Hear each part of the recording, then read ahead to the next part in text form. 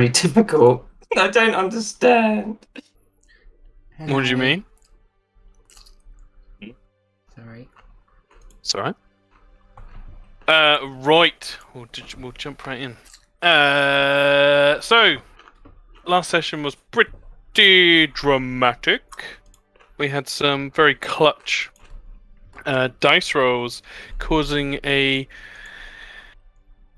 well, actually, that wasn't last session. That was the session before, but it all linked together.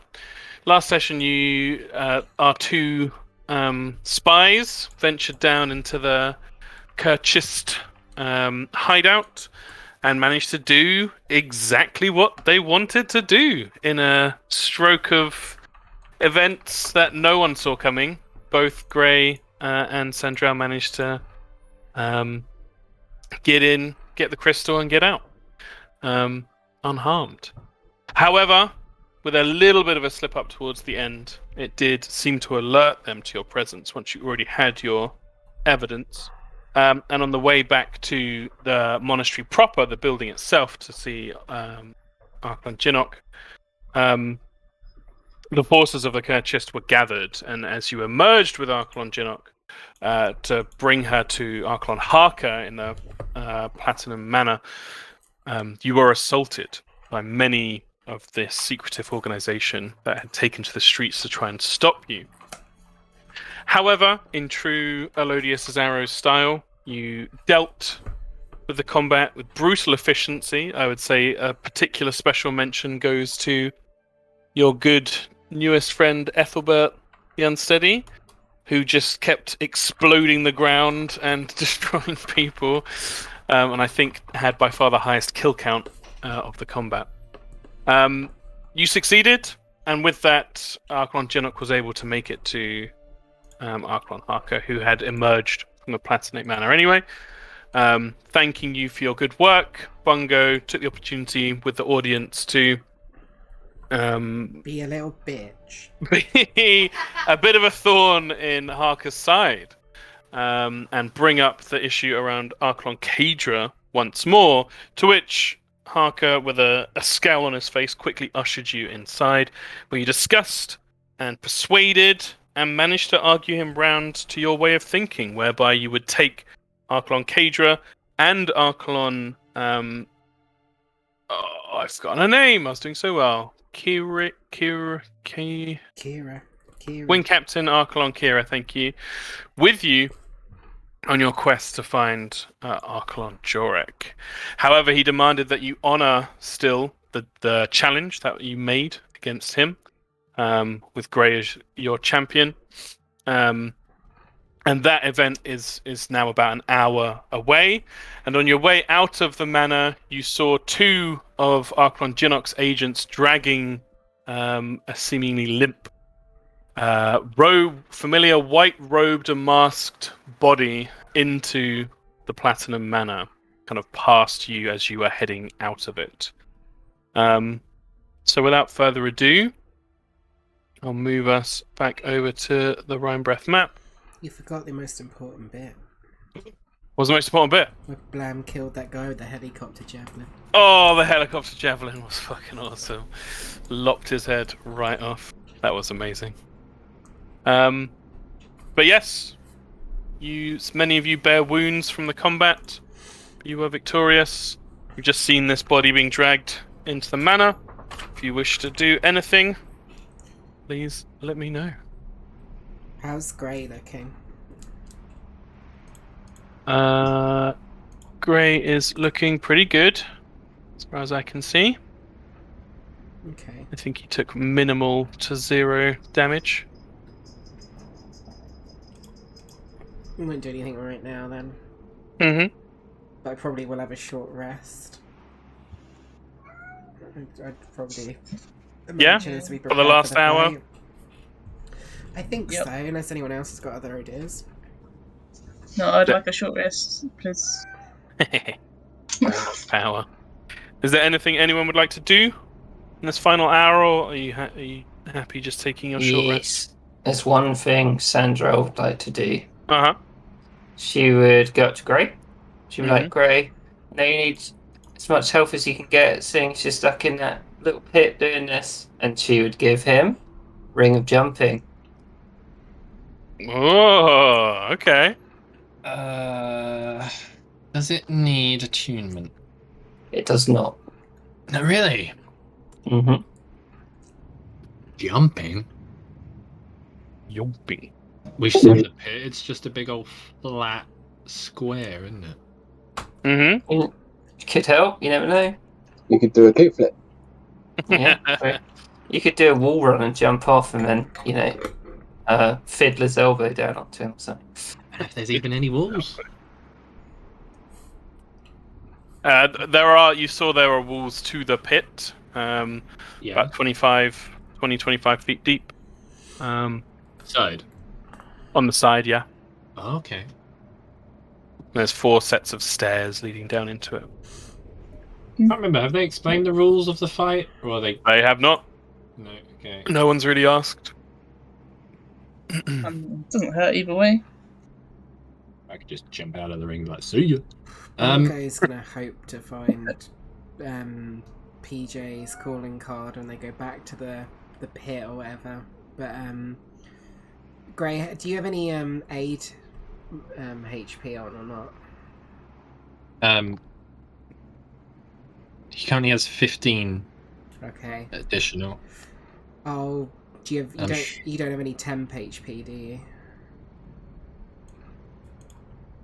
No. Actually, I need to check something. Because if you die, then I need to revivify you, and that means no, I can't do that. Then never mind. Sorry. does Bongo? You know those rings, the platinum ring. Oh yes, yeah. One he made. Well, it doesn't. Can't you do that spell where you can take damage? That could be. I don't have it prepared. Oh well. Annoyingly. Otherwise, I totally would have done that because I did not think of that. I only just thought of it, to be fair. Yeah, I can't really think of anything else. And then, oh, actually, if we're short resting, I can do my little channel divinity harness divine power thing. So in fact, I will cast a motivational speech on. I can do it up to 5 creatures, but it's mostly for Grey, so I'll do it on myself, Sandral, Black. I'll just do it on everyone else, actually. Blam, Sandral, Grey, Atala, and Aethelbert all get 5 temp HP, and also have advantage on Wisdom saving throws. Nice. Ooh, Cool. thank you. Very cool. I'll display it on the VTT for anyone who wants to see it. I'm pretty sure I ask every session, but does anyone remember why I've got 15 max HP up? 8. Aid. When does that drop? 8 hours it lasts, so essentially. Even after a short rest. Oh yeah, Groovy. good spell. It's only so much because I cast it at like 6th level. Hmm. Well, no, not 6th level, 4th level.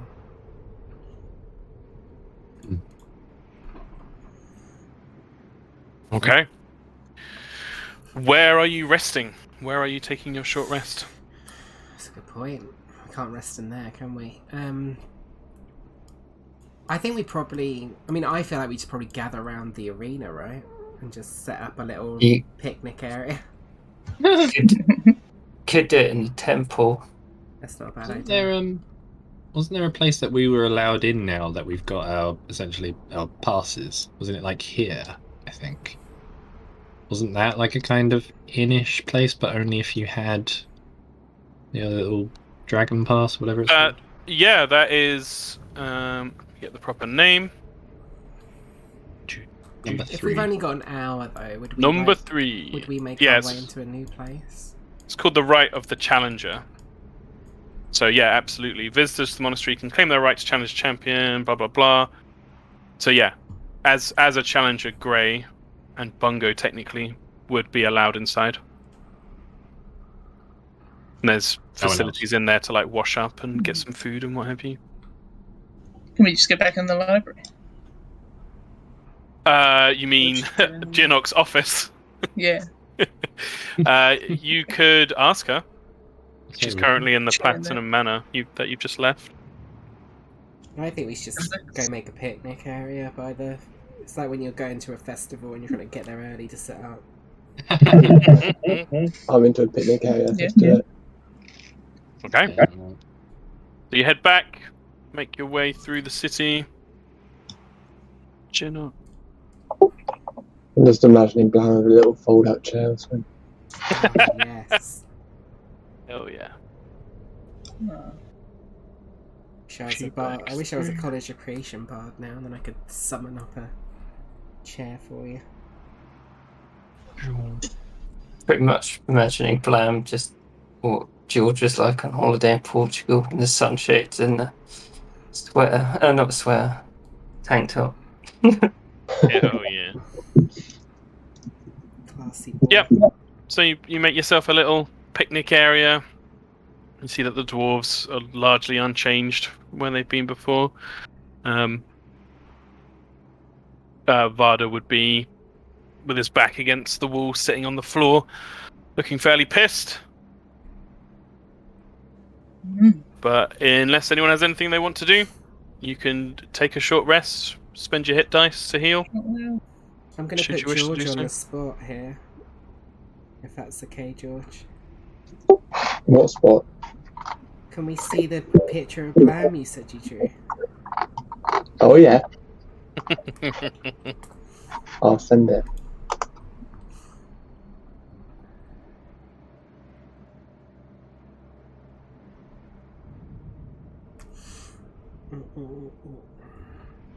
Sorry, don't mean to interrupt. I just remembered. That's all right. Oh.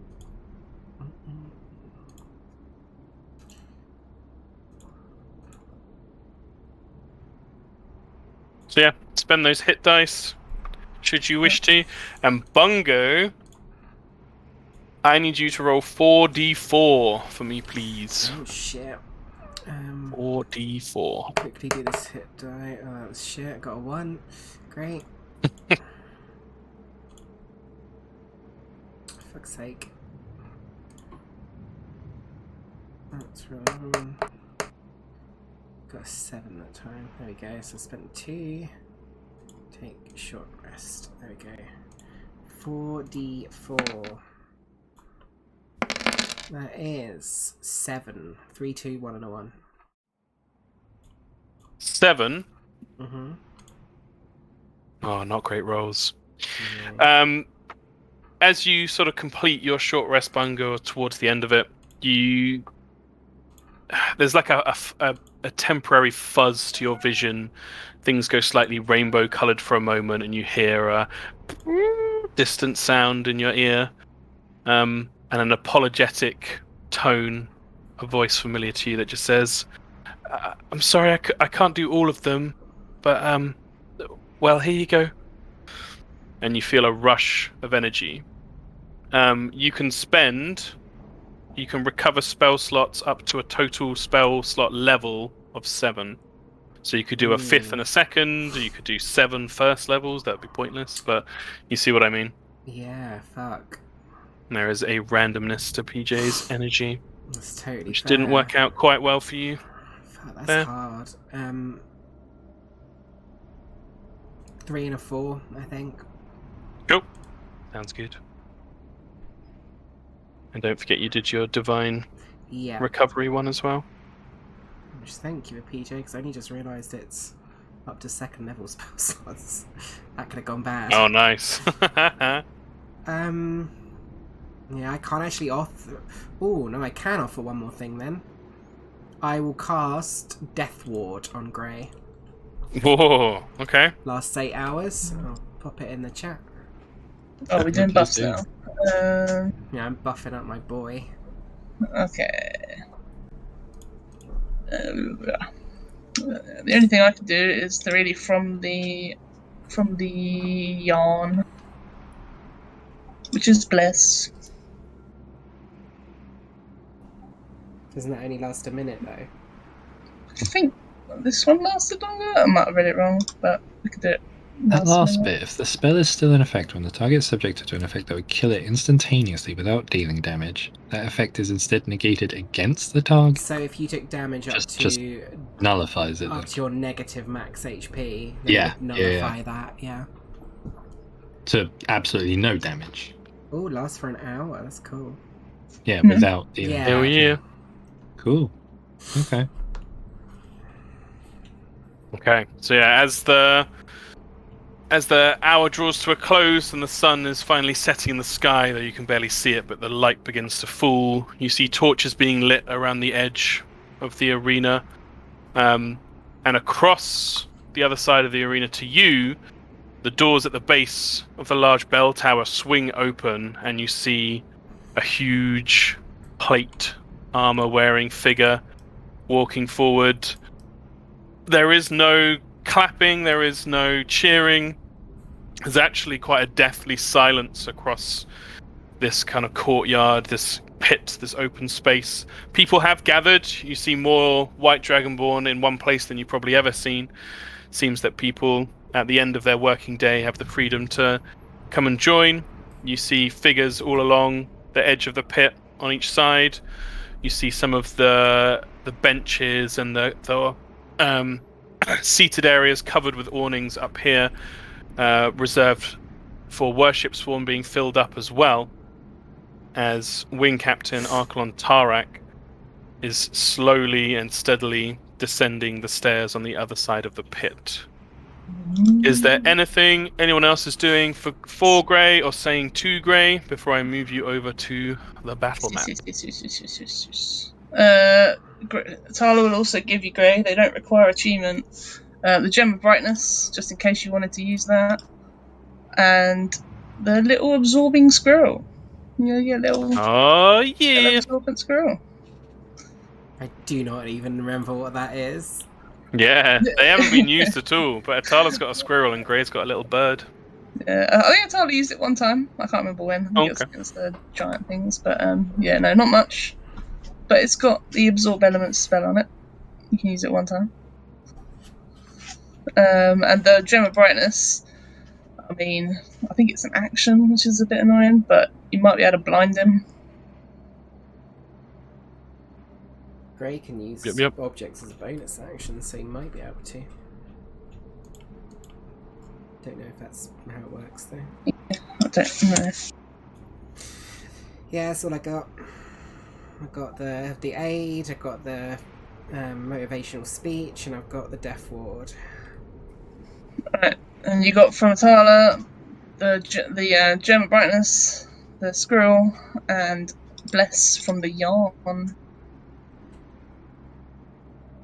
Very cool. Actually, I will. I don't know if it's any useful. Hold on.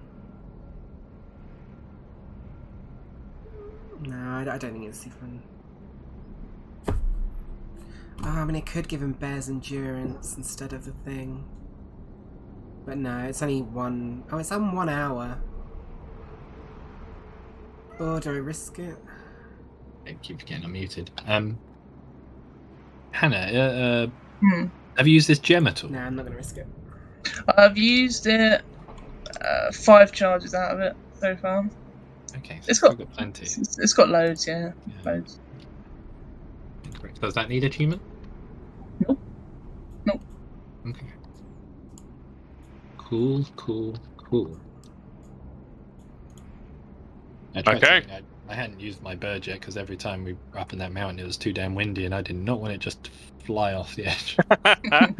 Very wise indeed. Okay. With that then, I will move us over. Let me just check everything on it's correct. Yep.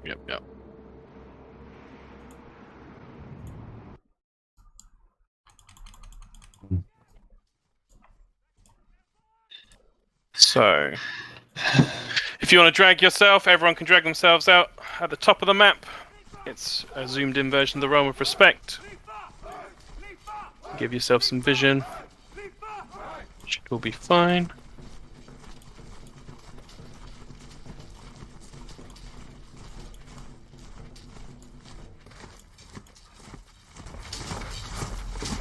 Oh yeah, that's awesome.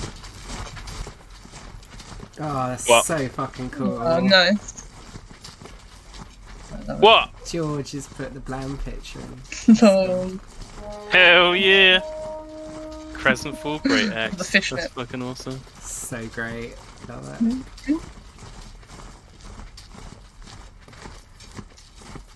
Well, you may notice something different about Blam's token.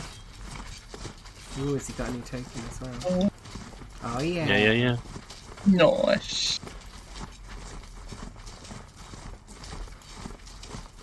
Sandra, you dragging yourself out? Oh yeah.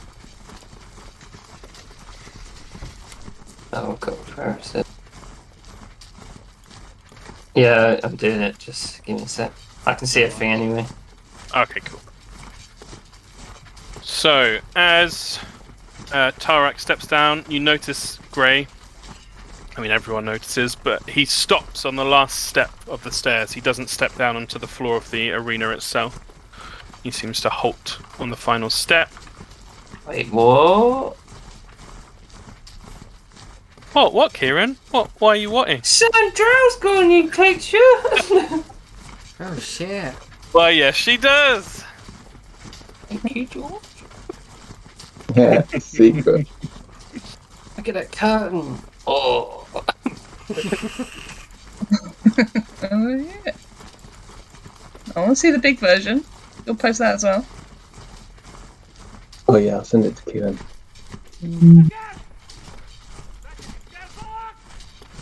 So yeah, Grey, you notice that Tarak is halted at the final step. There still seems to be this deathly quiet around the crowd. Do you do anything? Are you walking down the steps? Are you staying where you are? Yeah, I'll sort of take a moment, realise he doesn't seem to be doing anything else, and kind of follow suit, Mm-hmm. do the same thing. And you would notice that Platinate, Vox Platinus Archelon Harker, and the Voxite Platina. Oops, that's the wrong place. They're over on this side. Archelon Gearnock have taken seats up over here, one on each side of the descending stairs from that almost balcony-like area over on the side. There are a number of different acolytes and adepts that are around the edge as well. How busy is it in total? I would say you probably see a good somewhere between. From Bunga's got good perception. You think probably somewhere around 100 people total. Okay. There's a pretty good turnout. Certainly not everyone here, but a good turnout. So as Grey, you reach that step. Archelon Harker comes to his feet. You see everyone's attention turning to him, and he calls out, "A challenger has approached and called on the great traditions of our people. Under these traditions, the challenger has chosen a champion," and his arm gestures towards you, Grey. "Under our great tradition, I have been championed as well." And he gestures towards Tarak, who isn't waving or playing up to the crowd, is just staring across at you, Grey. As we are joined by so many outsiders, and they have done us a great service this day, I shall remind us all of our tradition's rules. The challenge will continue until one of the challengers is knocked to the ground unconscious. There will be no leaving of the realm of respect. You may use the walls, the floor, and the stairs, but you cannot step even just one toe outside the top of the staircase, or you will forfeit the challenge and be declared the loser. There will be no outside influence during the fight.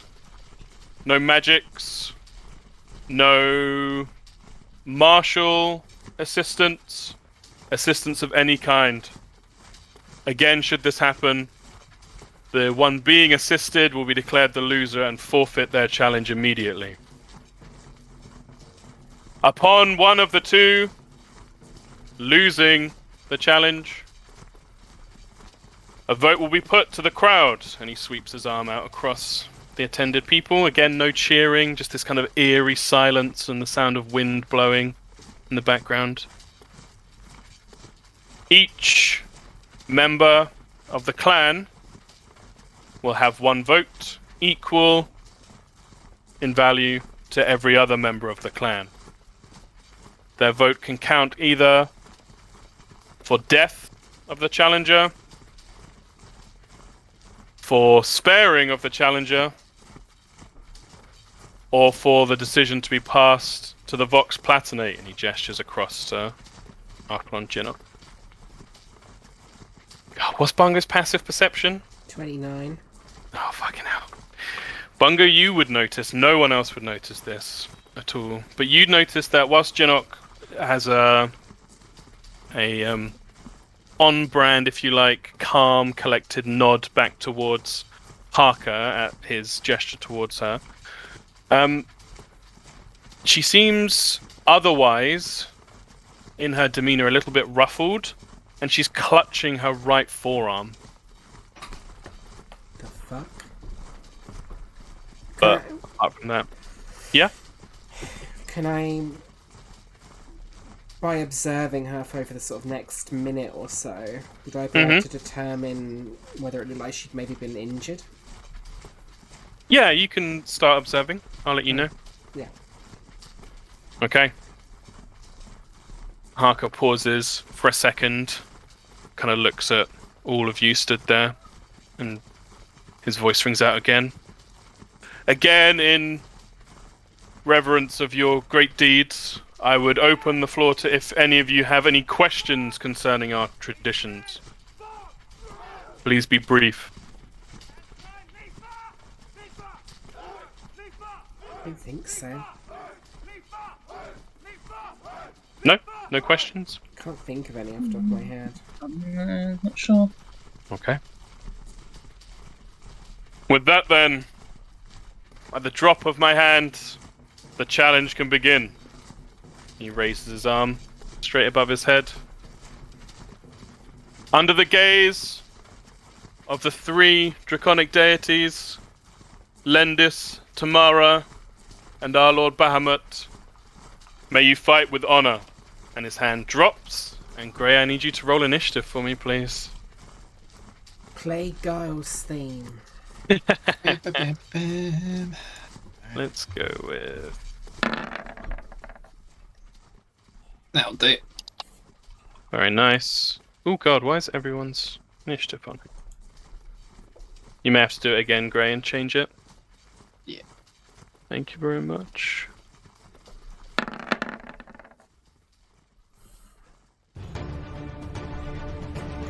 Right then, let's roll for Tarak. I'm gonna change my rolls so everyone can see them for Tarak. Hup. 6. Oof. Did not roll well, so he'll be going second.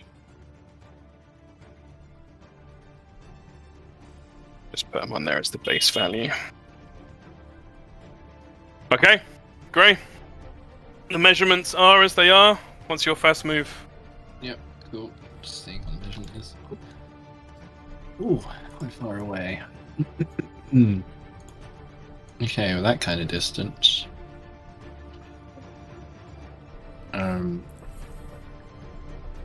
Yeah, he's just going to quickly whip out a shot straight away without moving.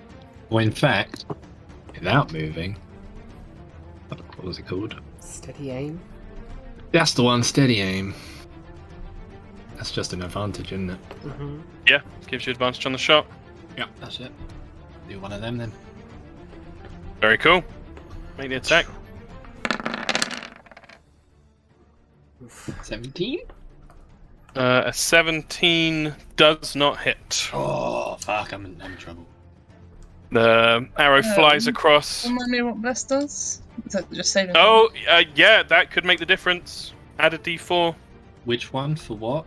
Oh yeah, you got bless on you. You've been blessed by PJ through the magic of the yarn from Atala. Shit, I missed that one. Oh! That hits! Attaboy. 23 damage. Nice. Yeah, so as you aim up, you take your steady aim, you seat yourself, and the arrow rings true. But as you release the arrow, you see this tiny little prismatic spray at the end of the arrowhead, and it diverts it slightly, and it strikes into a gap between the armor. Ah! Thank you, Anya. Very good. Damage is done. On to Tarek. How much does he do? Yeah, he's just going to stride forward. 30 feet. Action chess right now. And he's very simply going to take the dodge action. Back to you.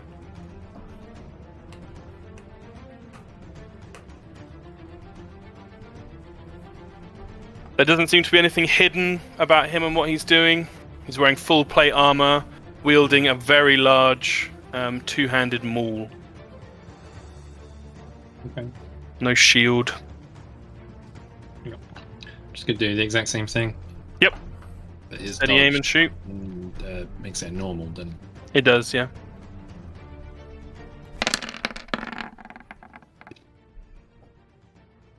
Yep, even with Bless, you won't get there.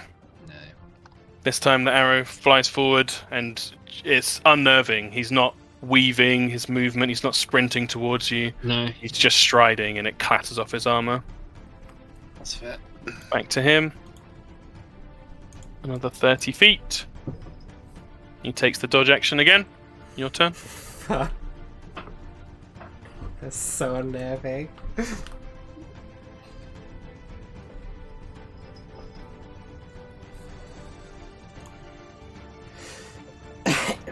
Was it 35? Actually, let me put a little round counter in just for...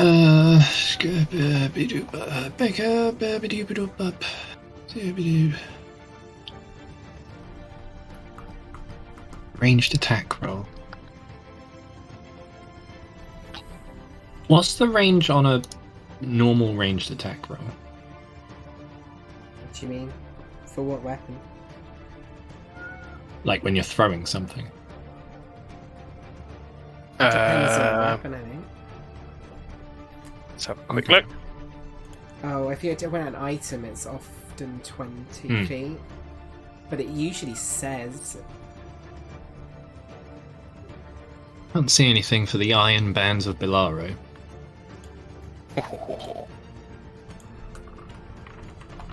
Doesn't say anything about range. If it doesn't say anything, then I think you're fine. Okay.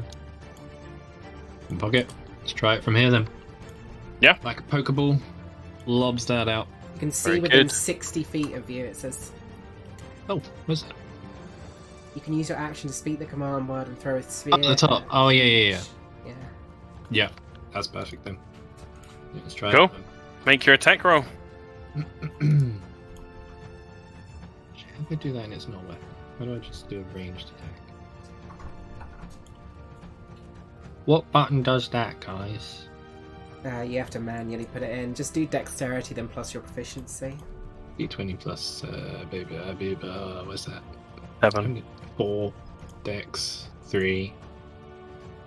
So do a dex roll plus proficiency. Yeah. Yep. Wham. So that plus 4. Oh! Oh, and I've used Heffalump Help as well. I thought you were... Were you not steady aiming? Or can you not do that on a... What does steady aim say? On the next attack roll you make on the Yeah, it's an character- attack roll. This is an attack roll, isn't it? Yep. Fuck it, that sounds good to me. Thanks. Yeah. Save. Oh, sorry, he is dodging. Yes, that's true. Okay, fine, Oh, it just yeah. goes flying off then. Whereabouts would you say it ends up? Once the bands are used, can't be used again until the next door. Yeah, so, I mean, is its use No, I would say it hasn't been used yet. I'd say it only counts as being used if it hits. Yeah. Even if it Roll d20 for me. 12. 1, 10, 12. It lands not far behind him. Draw a little circle. Yeah.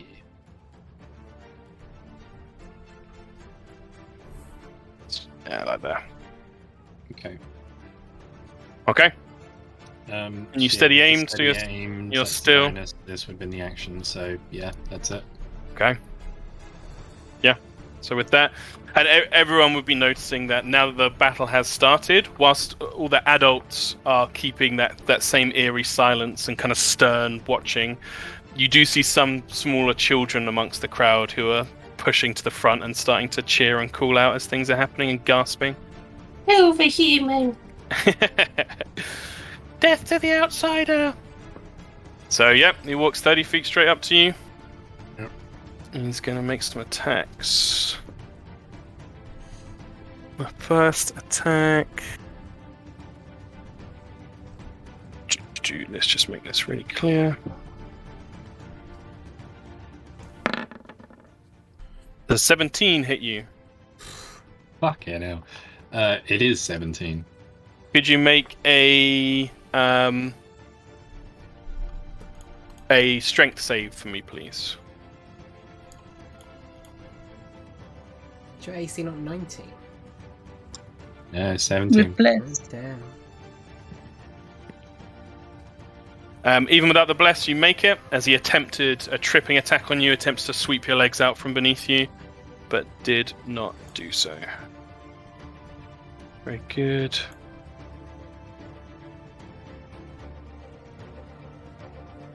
You take 14 damage from the first strike.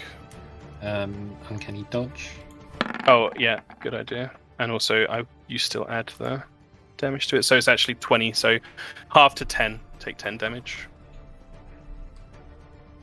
Second attack. The 29 to hit. Yes, that hits. He's not going to do anything fancy. Ooh. 10 damage. The third attack is an 18 to hit. For 13 damage.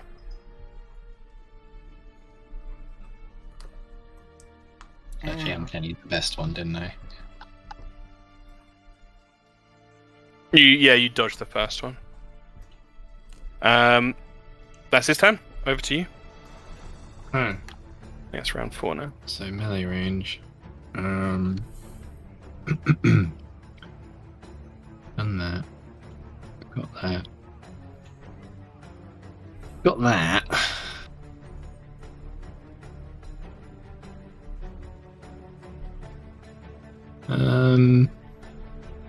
Yeah, no, I'll hold on to that for now.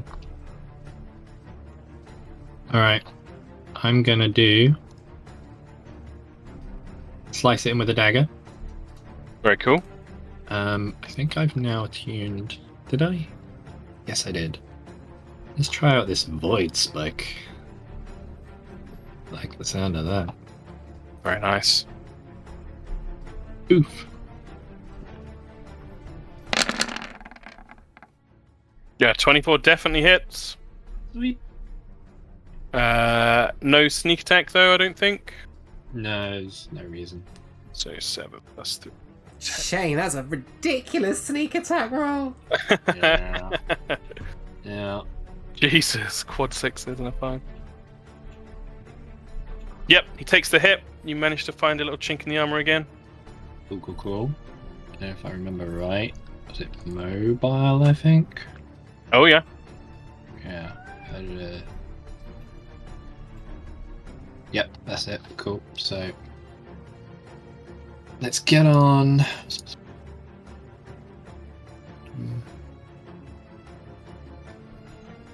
Yeah,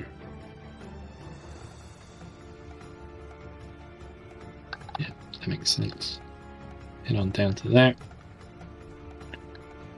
So bum bonus.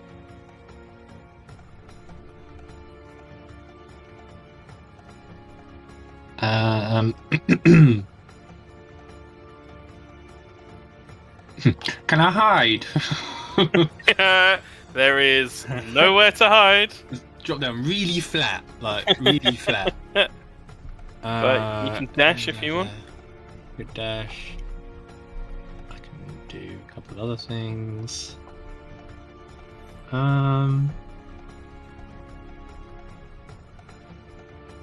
Nope. Nope. Oh, I could. Yeah, go on then. Yeah, go on then.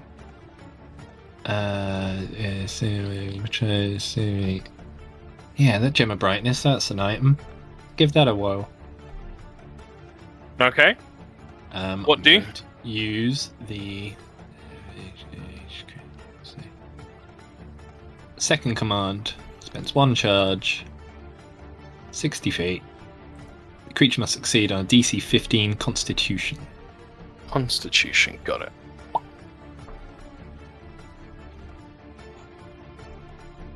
Constitution. Cool. Oh, I'm just gonna rush straight times to myself. 18 you got. Oof. Yeah. Yep. 15, wasn't it? Yeah. The Fine then. draconic eyes narrow to slits. You see the yellow colour of them glimmer back at you. Nice. That's me. Okay.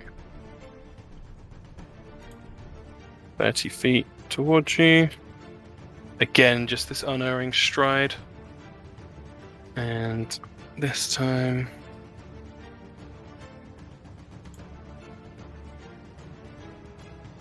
he's going to try the same thing again. So first attack is a 21 to hit. And he's going to make it a tripping attack, so another strength save for me, please. Oh my god. 27 damage. If you want to... Uncanny that, yeah. Yeah, so 13. And you trip to the ground as he sweeps your legs from beneath you. Bless, Prone. there wouldn't have made a difference. Okay, now that you're prone, Shit. he's got advantage on his next attacks. Yeah, he's just going to do 2 normal attacks, I think. Advantage. Ooh, Oh. advantage. So the first one is an 18. Mm-hmm. Second one's a 22. Mm-hmm.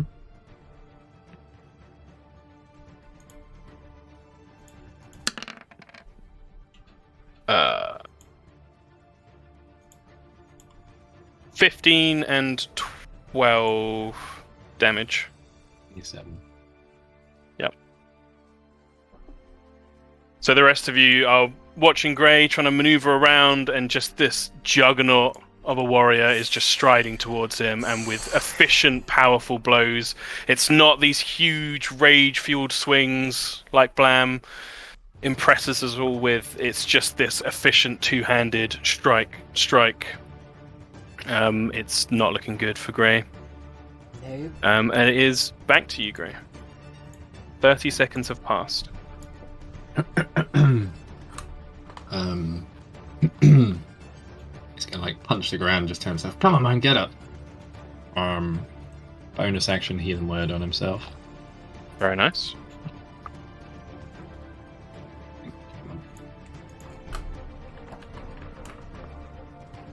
Oh, nice. A nice 2 hit points there. Very good. Come in handy. Half movement to get up. Mm-hmm. No longer prone. Stagger to your feet. There's in 2 ways.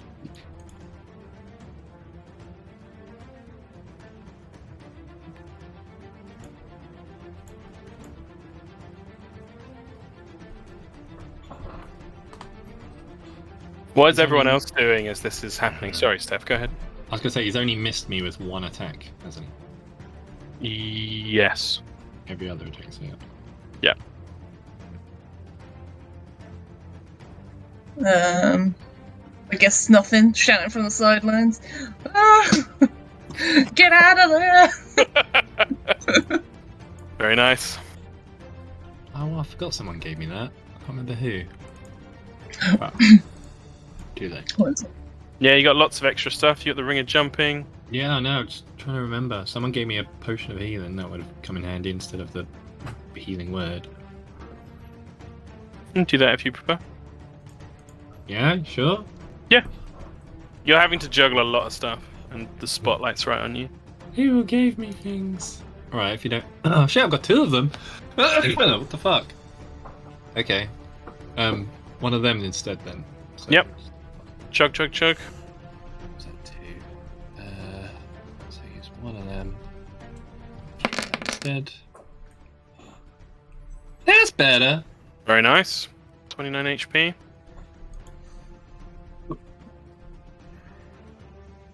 Okay. Where was it?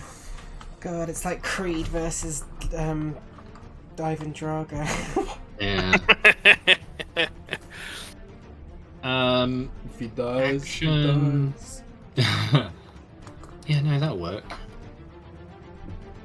Yeah, that'll work. Action.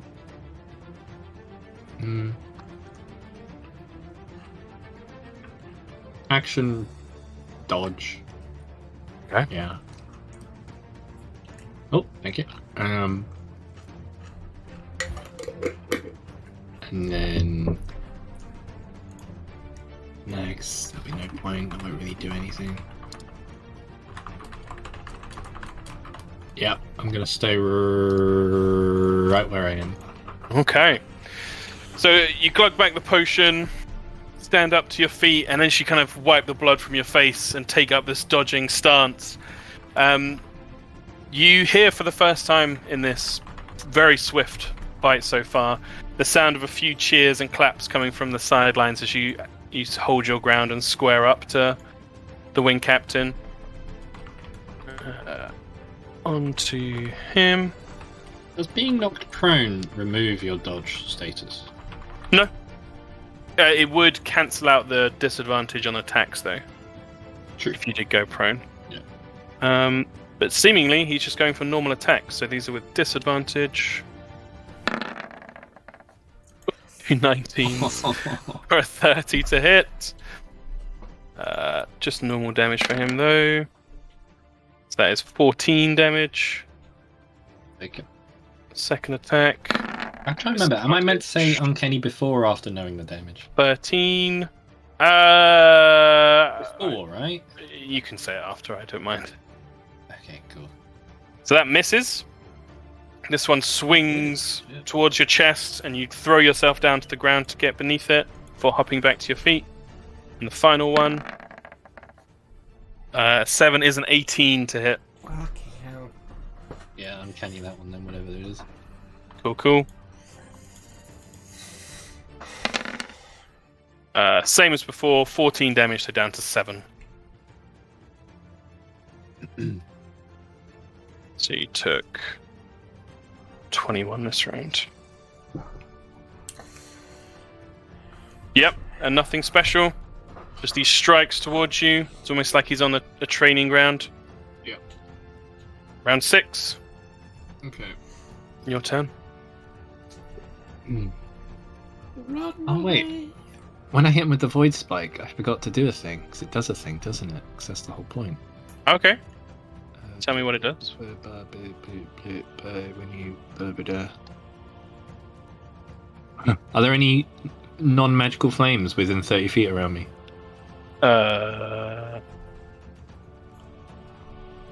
No. It would have looked cool, though. I but think you otherwise- actually did it up here, though, and there would have been some torches along near where your companions are, so they all would have gone out. Yeah.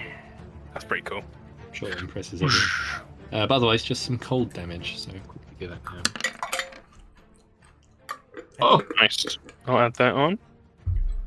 I think it did roll it with the thing. Oh, okay. Did it? Yeah, I'll leave it. 3 cold damage. To be fair, he does seem resistant to cold damage. Where's T-Bucker? Oh yeah, so it did, yeah. Alright, cool. In that case.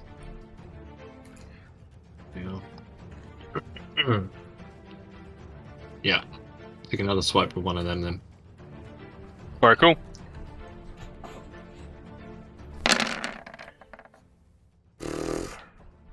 Even with Bless, it won't get you there. No. And as you miss, he is going to expend another Battlemaster dice to do a riposte. Okay. Almost like he's punishing you for missing. It's a 20 to hit. Ugh. 19 damage. You can uncanny dodge that because your reaction is back say, if you want to. Yeah, it's on my turn, isn't it? Yeah. Yep. 18. It's one of the higher ones. I think I will, yeah. Yep. So down to 9. Everyone remembers that one? Okay, so that. So then I'll go. Are you going to make picking something up an action? No. Okay. It's your thing. You know where it is. You can just kind of roll as you go across. Yeah, grab the bands as he goes. So that's like 5, 10, 15, 20, 25, 30. Oh no, wait, 35, 40.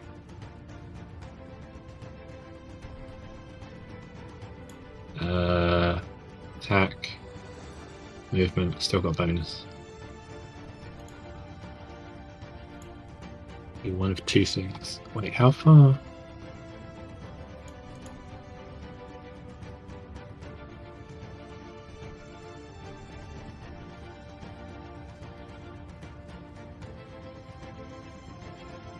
It doesn't matter, does it?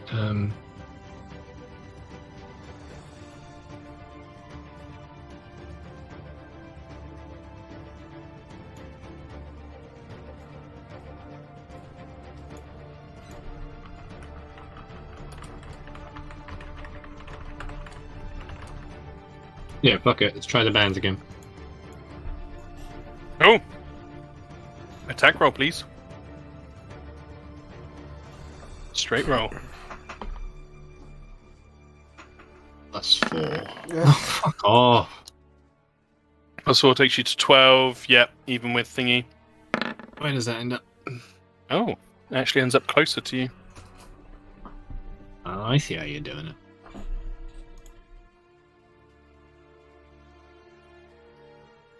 Yep.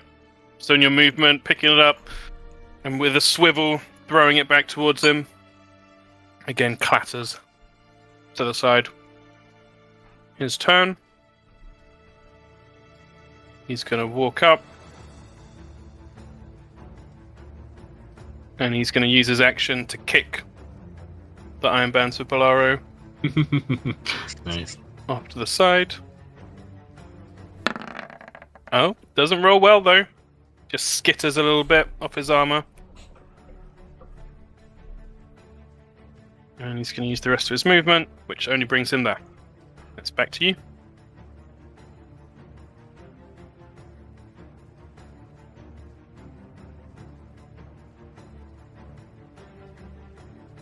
Okay.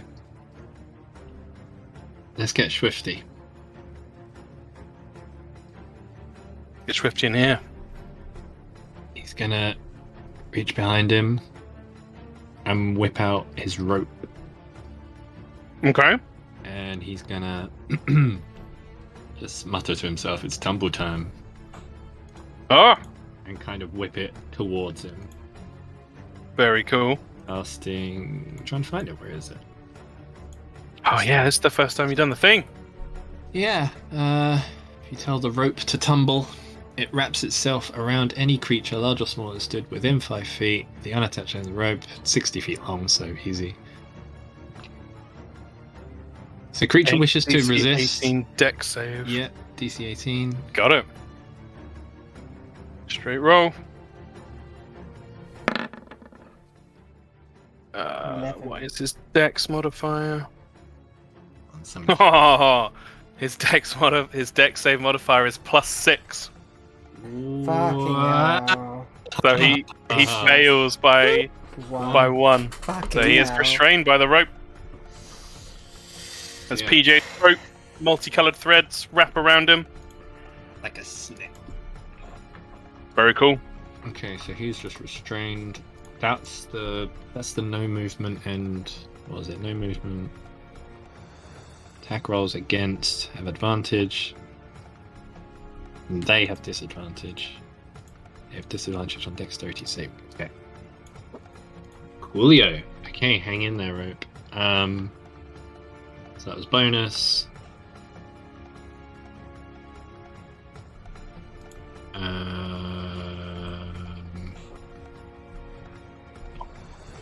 Probably won't last though. What would I need to get there? No, pardon me. Okay. 25 to grab them again. And then 30, 35, 40. Oh.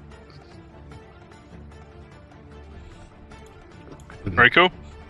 Uh, You skirt around, picking up the iron bands what's once that? more. Yep, I still got an action. Mhm.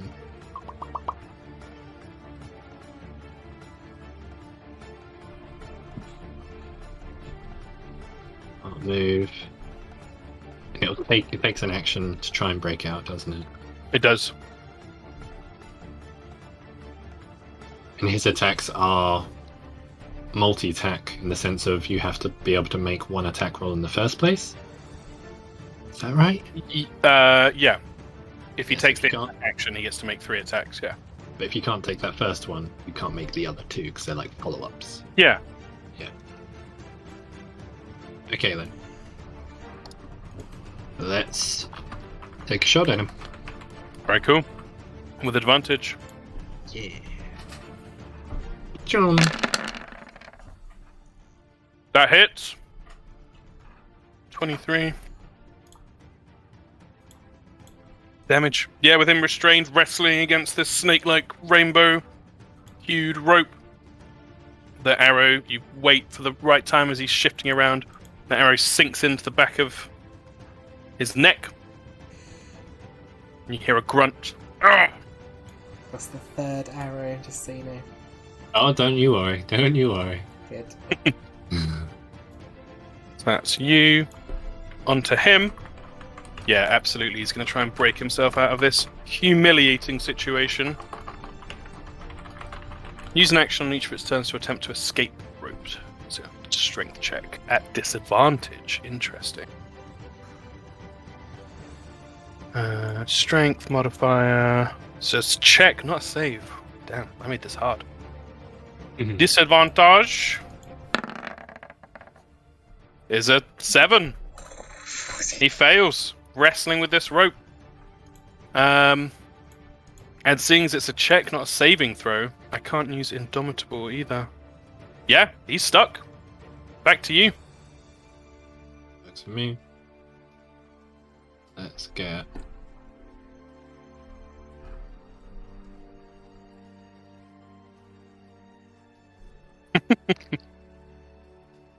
Back up to the steps. As he approaches everyone, kind of gives everyone a wink.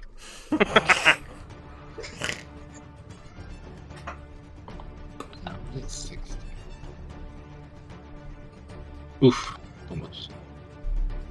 All these Actually- fucking like magic items and toys just make me remember fucking Johan. Was it Johan from the one shot? Yeah, it's you. Fuck it. No, he'll go one less. Just so he can then big long lob the iron bands once more. Very nice. Attack roll with advantage. It does, doesn't it? Yeah. Attack roll, baby. Fuck's It'll be sake. +4 to that, but I don't think it makes any This- difference. no, yeah, no, it won't. So 14 plus bless would not get you there, I'm afraid. Bless. Damn it. 12. I never played baseball. The wink was so great, and then you just turn around and fucking softball throw. Plinks off him. Okay, And that's everything. back to him. He is gonna try and get out of this fucking thing. Disadvantage. 13. Doesn't make it. He's wrestling. It's like watching a great hero with a sea serpent just grappling with this stupid fucking rope. Anytime he tries to get it off of him, it just winds around another part of his body. You hear it? Oh, go ahead. I was going to say, how are the crowd reacting to this guy being trapped by a rope? It's a mixed response. There are some kids in the crowd who are just shouting out like, "Not fair! Get him, Tarak!" And then, but you would notice that other adults around them are kind of chiding them and swatting them on the back of the head and just watching with a solemn kind of, not approval, not disapproval. Yeah, I think seeing as you all gathered there, your impression of it is, it seems like with the adults, there's kind of an understanding of, as long as it's not an outside influence, whatever goes. But people, when they come to do their voting, they can vote how they please. Difficult. You can make an insight check if you like, Sandra. Oh, did I get anything off watching her for...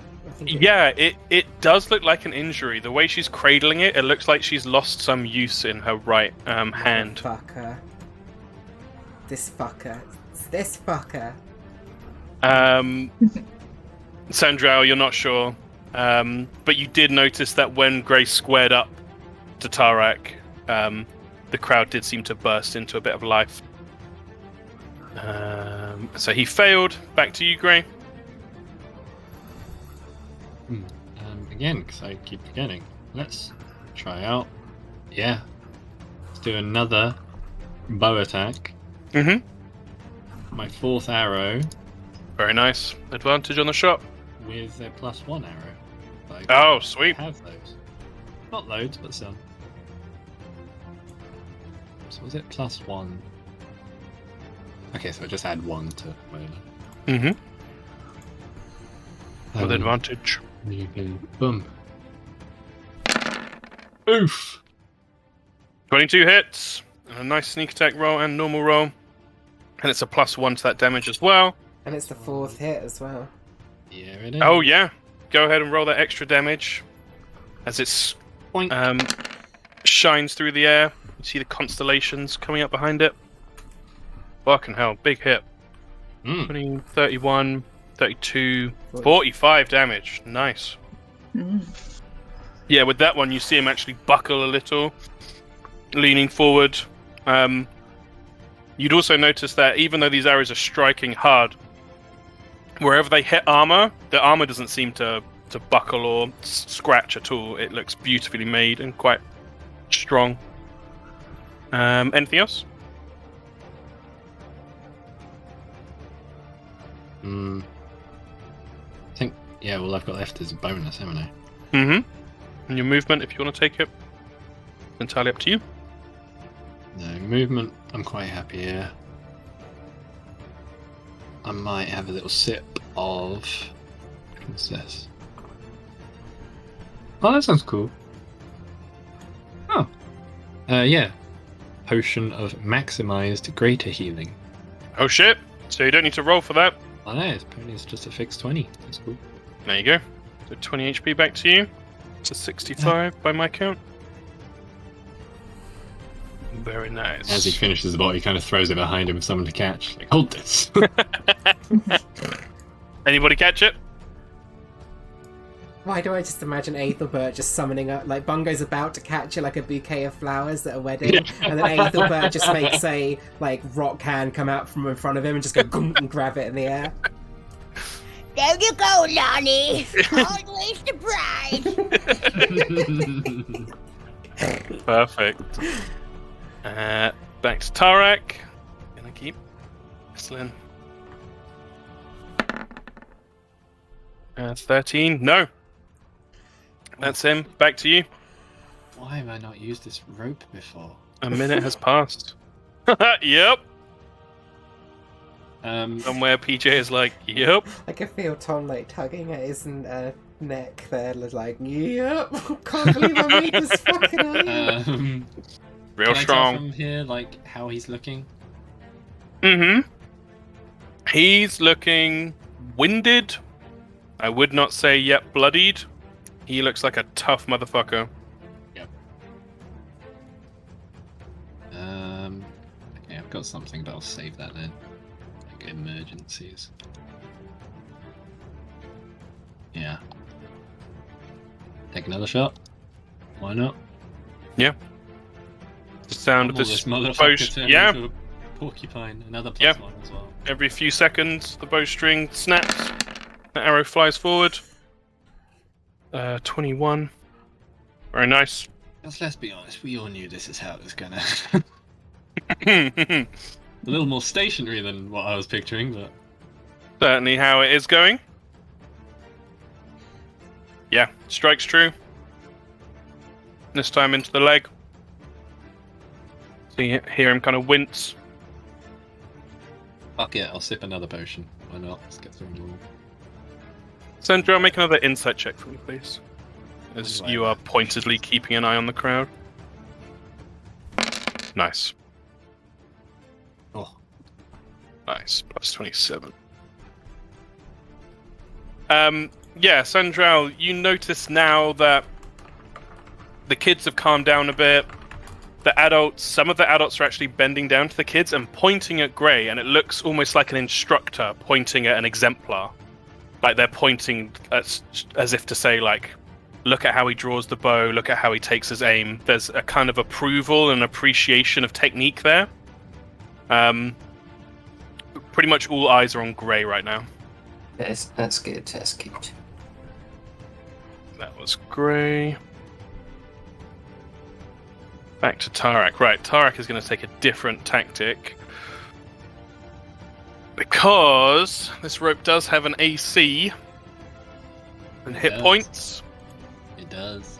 So he's wrestling around and at disadvantage for sure. He's going to try and desperately make attacks against the rope. Which would be a disadvantage, right? 'Cause he's just... Oh yeah, 100%. And he doesn't have the I like to superiority die imagine to this give rope's him a fucking bonus. long, so I like to imagine it's like constantly like slithering around his body, just Oh, yeah. moving, like Totally active, round and round and round. Right. So yeah, disadvantage. So that's a 4. I can't remember what it has. It misses. It has an AC of 20. Jesus. That's it. Yeah. Jesus. Fuck, Tom. What Yeah, are you- it's a good item, man. You got to upgrade it. So, but the bonus with this is he's making attacks, so he gets to make 3 attacks a turn. Natural 1. 6, 17. No, still not there.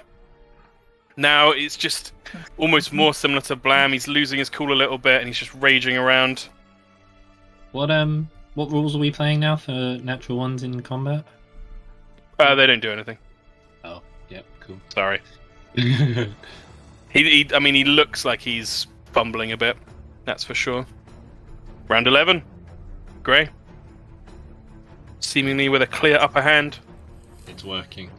Just keep at it. Another arrow.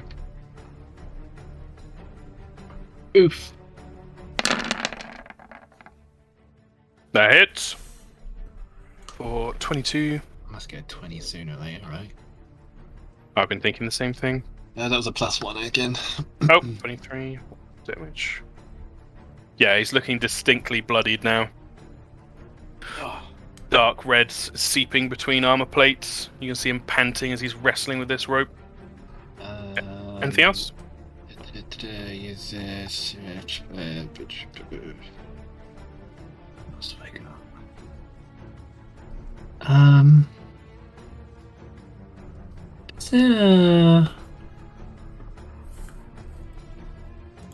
Fuck it, why not?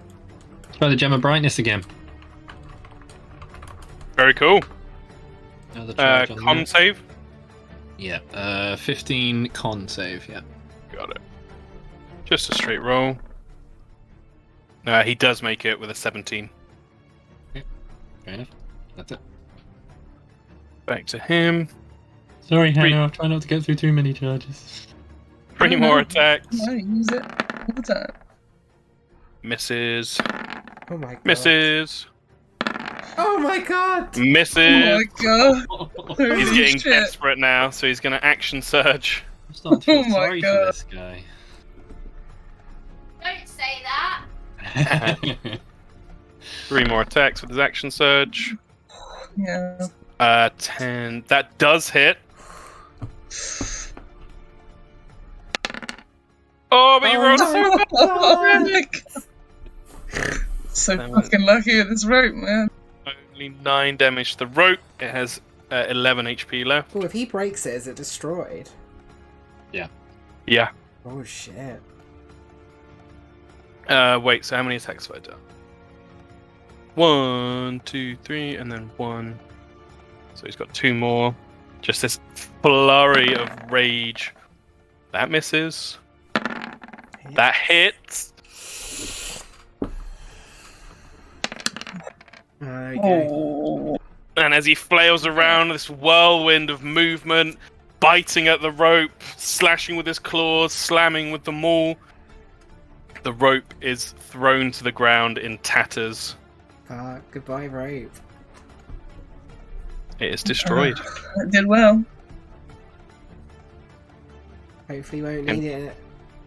I can feel Steph's sadness from here. Yeah. I've got an idea, but Mending.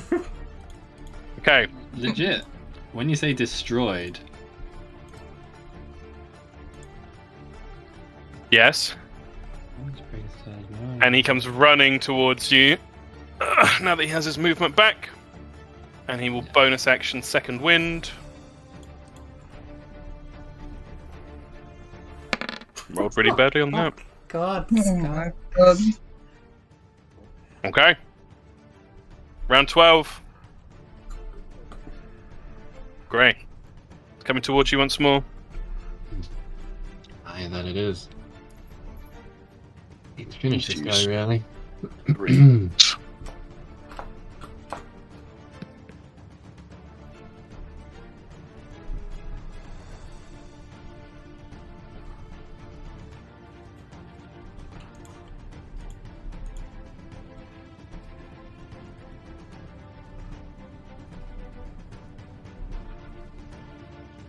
This guy would have destroyed me if I'd fought him.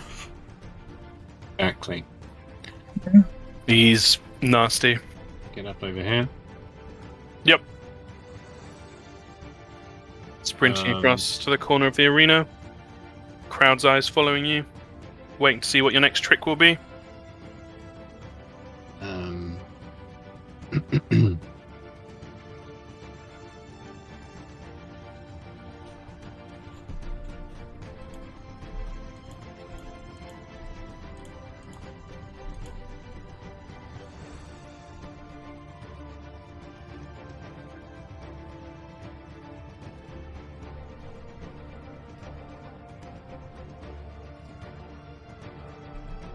Throw an arrow at him. Very good. Yep. Yep. The right roll. Definitely hits. Nice. A sneak attack, but 11 damage. Very nice. Is it a plus Anything one else? arrow still? Pardon? Did you use a +1 arrow? Yes, I did, yes. Sorry if I... Yeah, That's alright. getting through 12 them. damage. Thanks. Yeah, pretty much from this point on, I'm just going to get through all my +1s. Mm-hmm. Bonus. Must be an item, so... Try another Gem of Brightness. Very cool. 15 Con save. He passes, Beastie boy. holding one arm up in front of his eyes as he's running towards you.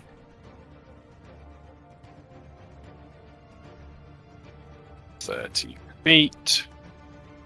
He can only get that far. He's not going to dodge, though. Can you make a Constitution saving throw for me, please?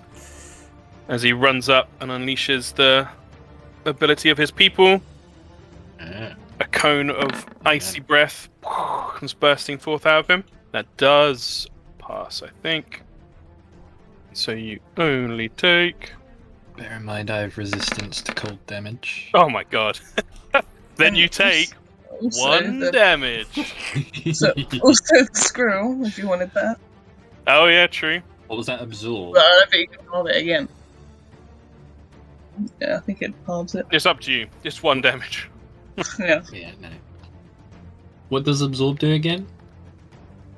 I'll Try find that it and as post well. it. Gives you resistance for that hit, but also gives you an extra d6 of that type of damage on your next attack with a weapon. I think melee attack. Interesting. But as the breath comes out and covers you, and you stand there pretty much unscathed, there is a bit of a gasp and an approving murmur from the audience as you stand tall. Disapproving or approving? Approving Okay. as he resists the cold. Back to you, Gray. Can I do an insight check and see how they reacted to him using his breath weapon? Yeah. Go ahead. I want to see if they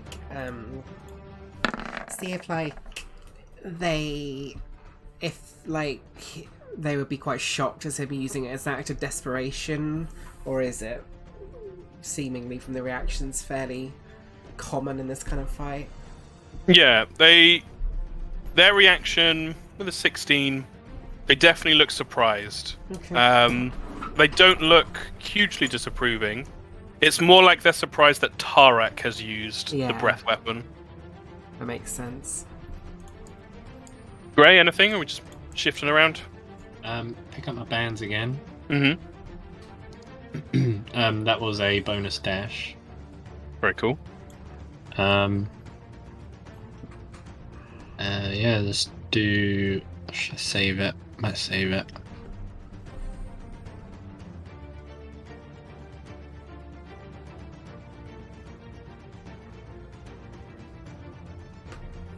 Fuck yeah, I've got one idea. And I'd like to see what you respond to it with. Hell yeah. But it'll have to wait. Oh, okay. Are you doing anything for now then? Another dash and a I've dodge? still got my action.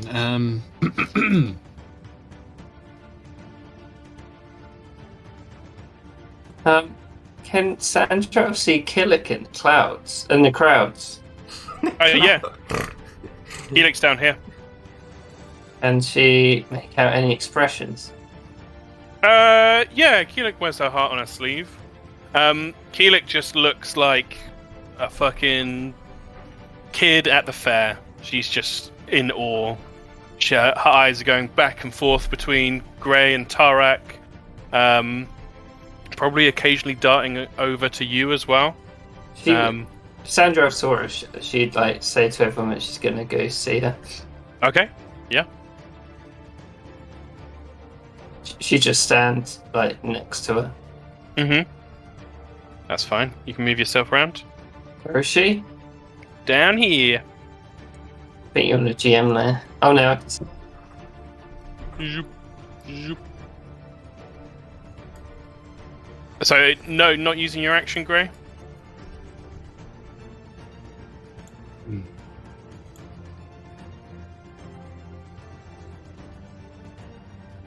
Fuck it, shoot an arrow. Okay. Straight roll.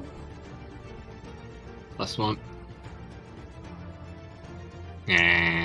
Roll the bless. Oh yes. No, Claire's off to the side, I'm afraid. Back to the wing captain. 30 feet gets him here. And yeah, he is getting a bit desperate now. Would an 18 have hit? 18 doesn't hit, no. Okay.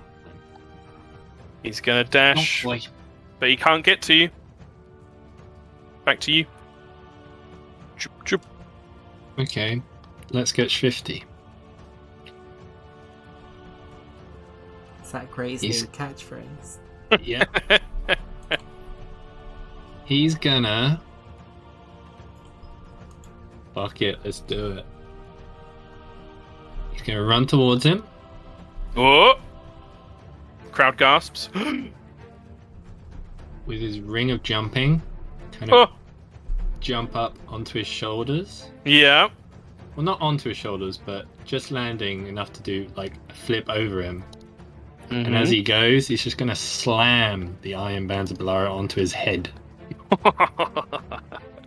I fucking love it. Yep. Fuck that ranged attack roll. Just fucking. Yep. I'll give you advantage on the roll. I love the flavor.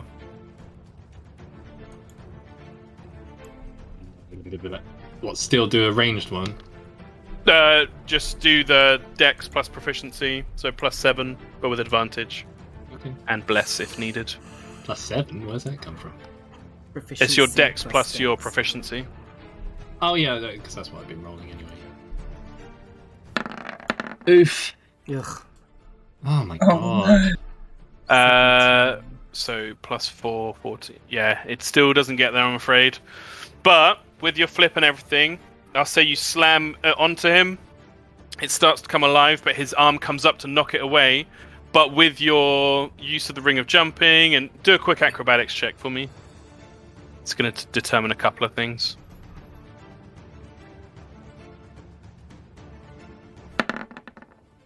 Oh, yeah, nice.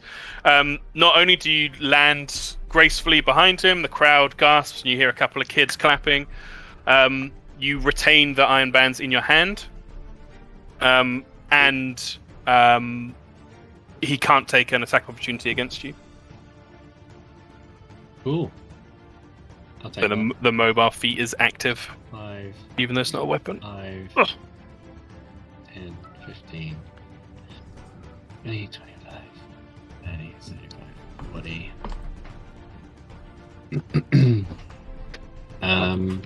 Using them would have been a bonus, wouldn't it?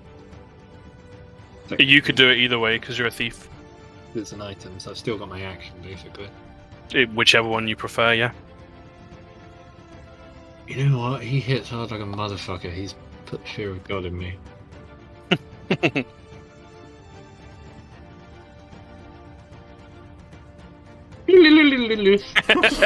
I love it. And with that, you're just watching Grey now fully in his element. He seems to have sculpted a fight that is fully in his favor. Did I ever mention he full on Naruto runs? As Tarek runs towards you, is forced to dash. To get up to you, he'll go there. It's back to you.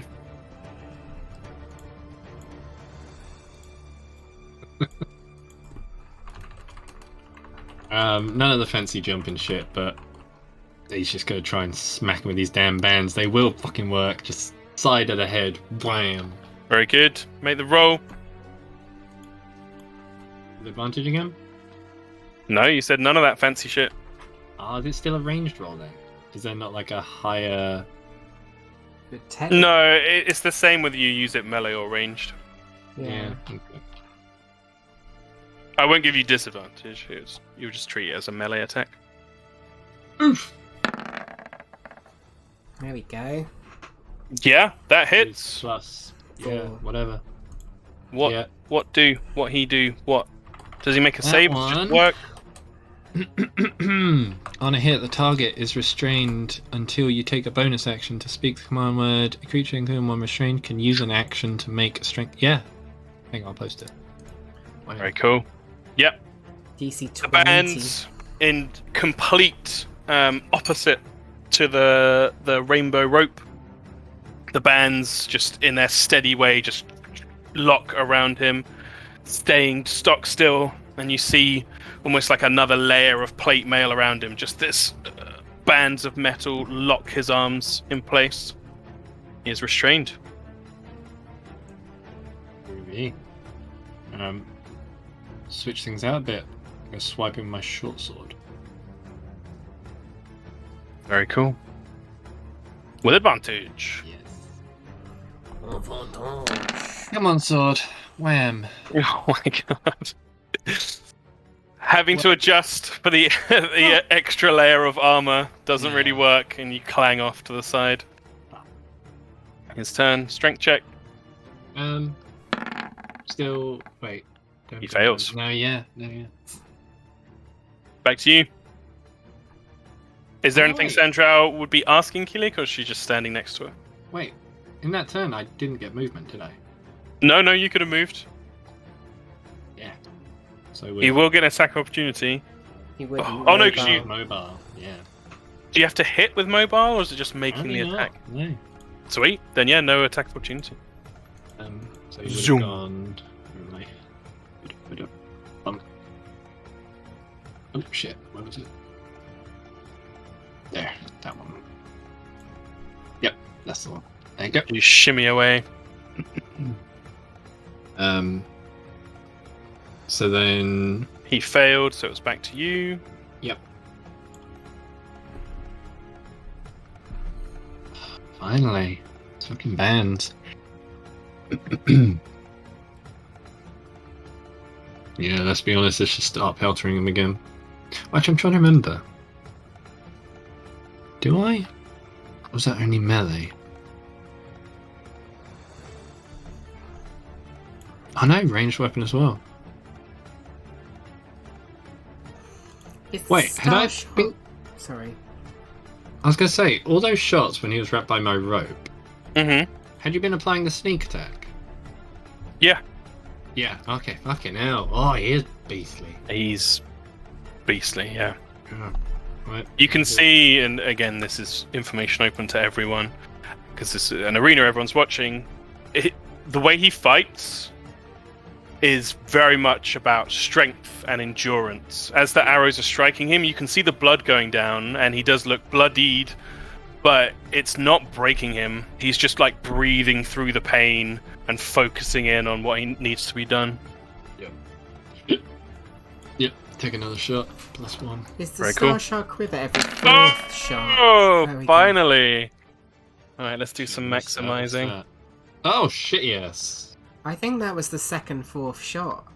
No, I missed my last 4th shot. So it's gone back to 1. Oh. Yeah, that was the one you were weighing up for a while. Yeah, I was like, I could miss him. 11, I don't want to miss it, but also didn't really have much else I could do, so that's fine. 30, 48, Let's be honest, I'm going to be playing a lot more arrows. 58, 66, 66 damage. Oh, fucking hell. Yeah, that blow just fucking rocks him back on his haunches and he's down to one knee. The arrows just like shuddering, just struck through the breastplate and through the iron bands themselves. Powerful. Anything else? So I think I still got He's like- still alive.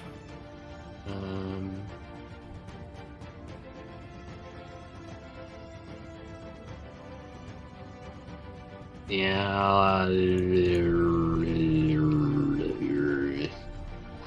Nah, leave it there. Okay. Bonus hide. Strength check. Oh my Natural god. one. Again. Back to you. Yeah. How's he looking then? He's after that hit. He's looking a bit worse for wear now. Yeah, but he's not. You know, he's not on the death. He's not on death's door. Right, let's try and speed things up a bit. Another arrow. Hit. 23. Very nice. If he's still standing, He is. yeah, fuck it. Gonna quickly glance into his amulet of the stolen moment. Oh, shit. very cool. Yep. Try and skip ahead. Let's move on with this. Let's get this done. Let's finish this. Yep. And as you gaze down into the amulet, you see struck in stars across the sky. Yourself, wreathed in stars, pulling back the bowstring. And as you look up, time has shifted and skipped for everyone else but you. As you swap initiative with Tarek, it's your turn. Struggle some more, motherfucker. Hits. 22. Grey. How do you finish Archelon Tarek? Yeah. Man. Bit worried there for a second. Cheesed it. Like, I don't think at any point you would have been trying to go for properly lethal shots. Mm-hmm. I like to imagine this poor guy's like legs, back, arms are going to be covered in arrows. Yep. So he tries to just aim for one to make him buckle and fall. So probably the shin or the ankle or something. Yep. Crucial joint you see that he's using to lever himself back up again as he keeps standing up after these repeated blows. This time, kind of say sorry mate in your head, loose the arrow, and it fires, skimming close to the floor. The rest of you see the snow puffing up as the air pushes away from the arrow, and it strikes across the ankle, and you hear a genuine gasping roar as he buckles down and is knocked unconscious. Boom! That fight did not go how I thought it would. And with that, the challenge is over. Oh. As someone who watched Stefan stream the entirety of Bloodborne, that's how he beat every boss. Pretty much. Cheese in it. Legit. And yeah, from the crowd, Make it. you hear the kids kind of erupting, and you see, if any of you are looking over, some of the kids like running between the legs of the adults, miming shooting each other with bow and arrow. Clearly into the sight of this skilled adventurer. With Tarak staying down, Harka stands from his position. No one needs an insight check. He looks pretty perturbed, but he calls out to the everyone here and says, "The challenge is done. The challenger, Bungo Goodbarrel's honor, has been vindicated by his champion. As for Tarak, the people must speak." And he gestures to the crowd.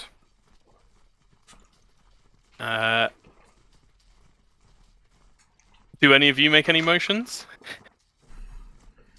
Bungo with motion for mercy. Okay. You would remember that was a slightly baity question that earlier you said the people of the clan get to vote. Oh, sorry, yeah. Bungo would not do that then, because Yeah. Natalie forgot that. But no, completely fair. Bungo would not have. Yeah, Sandral, all around you, as you're kind of pressed in by the crowd that's there, you see the signs of the mountain being lifted above their heads. There are a few who are holding it close to their chest, which means giving judgment over to the Vox Platinate, and maybe a couple from amongst the crowd who are holding it down, who look like some of the older Dragonborn, a bit crooked in their stance.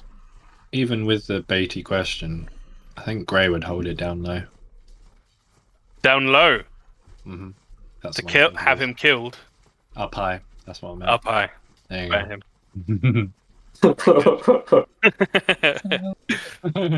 Did Grey forget? Shit. Harker would see the crowd, linger his gaze a little on Grey for a moment, but not pay too much mind to it, and call out and say, "It is clear the will of the people. Spare the wing captain. Guards, take him to his quarters." And you'd see guards come down, lift up. You see it takes like 3 or 4 of the guards to lift Tarak in his full plate armor to his feet, under his shoulders, and drag him off. And as they do, Grey would hold his bow up above him Mm-hmm. and just say, shouting out to everyone that can hear, "May the state of this man remind you all for years to come of the arrows." He kind of aims his bow towards everyone else. Shit. Okay. There's like a hushed, whispering murmur from the crowd. Anyone who's looking at Harker can see the telltale frown deepening once more. And he kind of almost overrides you, Grey. As you finish what you're saying, he chimes in immediately and just says, "The challenger, Bungo Goodbarrel. How would you have your challenge satisfied?" God.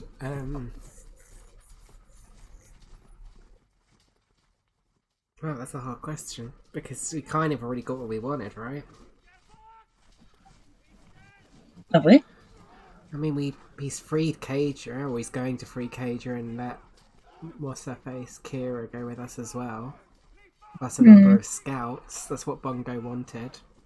Mm-hmm. You could restore her honor. Fuck, I don't know if he'll go for that. Maybe. Plus calling it out in front of everyone. Yeah. True. It's a hushed moment.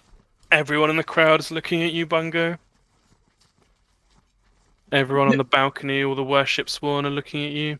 Who was it that was banished? Or escaped or ran away? I can't remember. Was Kira banished? Kira wasn't banished directly. She, you know from Jinnok that Jinnok had sent agents to get her out of the monastery before there was a chance for Harker to confront her. Yeah.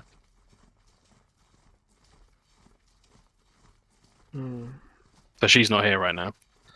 And she ran away because she gave too much info?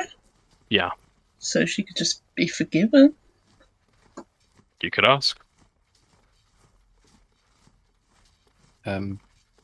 Ray would, when making his way back to everyone, he'd crouch down to the tatters of his robe and just kind of pick them up, Mm-hmm. giving them a solemn nod, and puts them in his backpack. Okay. And before Thingy would have got dragged off, he would have used the command word to disband the bands, Very good. elected them, and given them back to... Is it Sandral or Atala?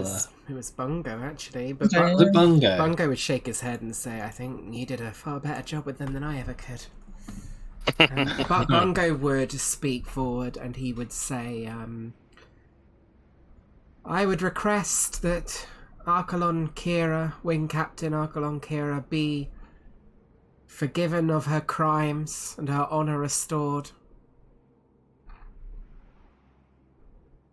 You're asking, sorry, Kira, not Kadra. Kira, yeah. Well, Yep. I can't exactly I'm not. That's not remember me what- trying to poke you. I just genuinely didn't hear. That's Yeah, because I can't remember exactly the situation with Kira, because obviously it's been 2 weeks since we last played with Kadra, sorry, because he's not freed her or dishonest, like... with Kadra. He seemed to be persuaded, but I think it was either you and Sandral or both of you together, saying that essentially that he benefits from what's going on. You want to take Kadra away. She doesn't have to be there anymore. If there is a great threat, if Bahamut is suppressed by what's going on, then surely it only helps to get Kadra out of the way, but also add some strength to your quest. And he seemed to agree, but his terms were that you take Kira with you, because he wants Kira gone as well, and that you honour the duel, the challenge which you have. Okay, and this case then, because this feels like a quite important moment. Mm-hmm. Bungo doesn't fucking trust this guy. I don't trust this guy. Mm-hmm. Bungo's naive, though. Bungo is naive, and he trusted him last session where he said that he questioned his honour when he shouldn't. But Bungo, being maybe not the most insightful person, but is perceptive, and he has noticed the injury on her. Mm-hmm. Can I do an insight check to see if Bungo thinks that he has caused this? Mm-hmm. Go ahead and roll. 17. 17. Jinnok there's a couple of things that lead you to believe Harker didn't cause this injury. Interesting. One, Jinok's body language hasn't shown any fear or caution or anything towards Harker. And she seemed to be into the duel just as much as anyone else. However, even with the duel, the challenge as short as it was, the second thing that you'd have noted, which makes you think Harker didn't do it, is that this doesn't seem to be a normal injury. She looks really bad. In the minute and a half, 2 minutes that the challenge took, her health seems to just be disappearing from her. In that case, then Bungo doesn't give a fuck about this honor shit and is just gonna rush to her basically, and he's gonna shout out as he's saying it and said, "That will have to wait. Your Vox Platinate is suffering." Okay. And he's gonna move to her as fast as he possibly can. Okay. If Bungo goes running down into the realm, the crowd would burst into murmurings and shoutings. What range is your healing spells? That's a very good point. Thank you, Stefan. Let me just check. Sorry to be meta. 30 feet for Channel All good. Divinity. I'm not close enough. I need to be at least at the bottom of the stairs. Yeah, if he started running over towards her, you would notice that many worship swarm are blocking the stairs. But also some of them are gathering around Jinok and do look alarmed. As they gather around her and are pulling on her, her head lolls back in her seat. She looks like she's losing consciousness. Bungo, well, as soon as he's in range, even if they're blocking the way, how far away are they blocking? They're at the top of the stairs. Okay, and he would channel Divinity, full 55 HP to her. Okay. Do a medicine check for me, please. Pretty good at this. Yeah, 23.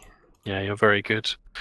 The crowd is in uproar. Harker is shouting instructions, and whilst Bungo is focusing on Jinok, the rest of you will have noticed that Harker is angrily pointing at Bungo and gesturing for guards to apprehend him, and some of the Warsworn are beginning to descend the steps on the other side.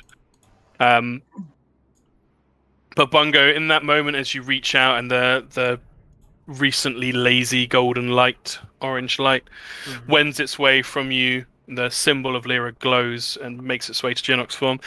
There's a moment of connection, and whilst you do feel that your magic, your connection with Lyra has helped Jinok temporarily, you can tell that there's a much deeper damage here. And with that medicine check, do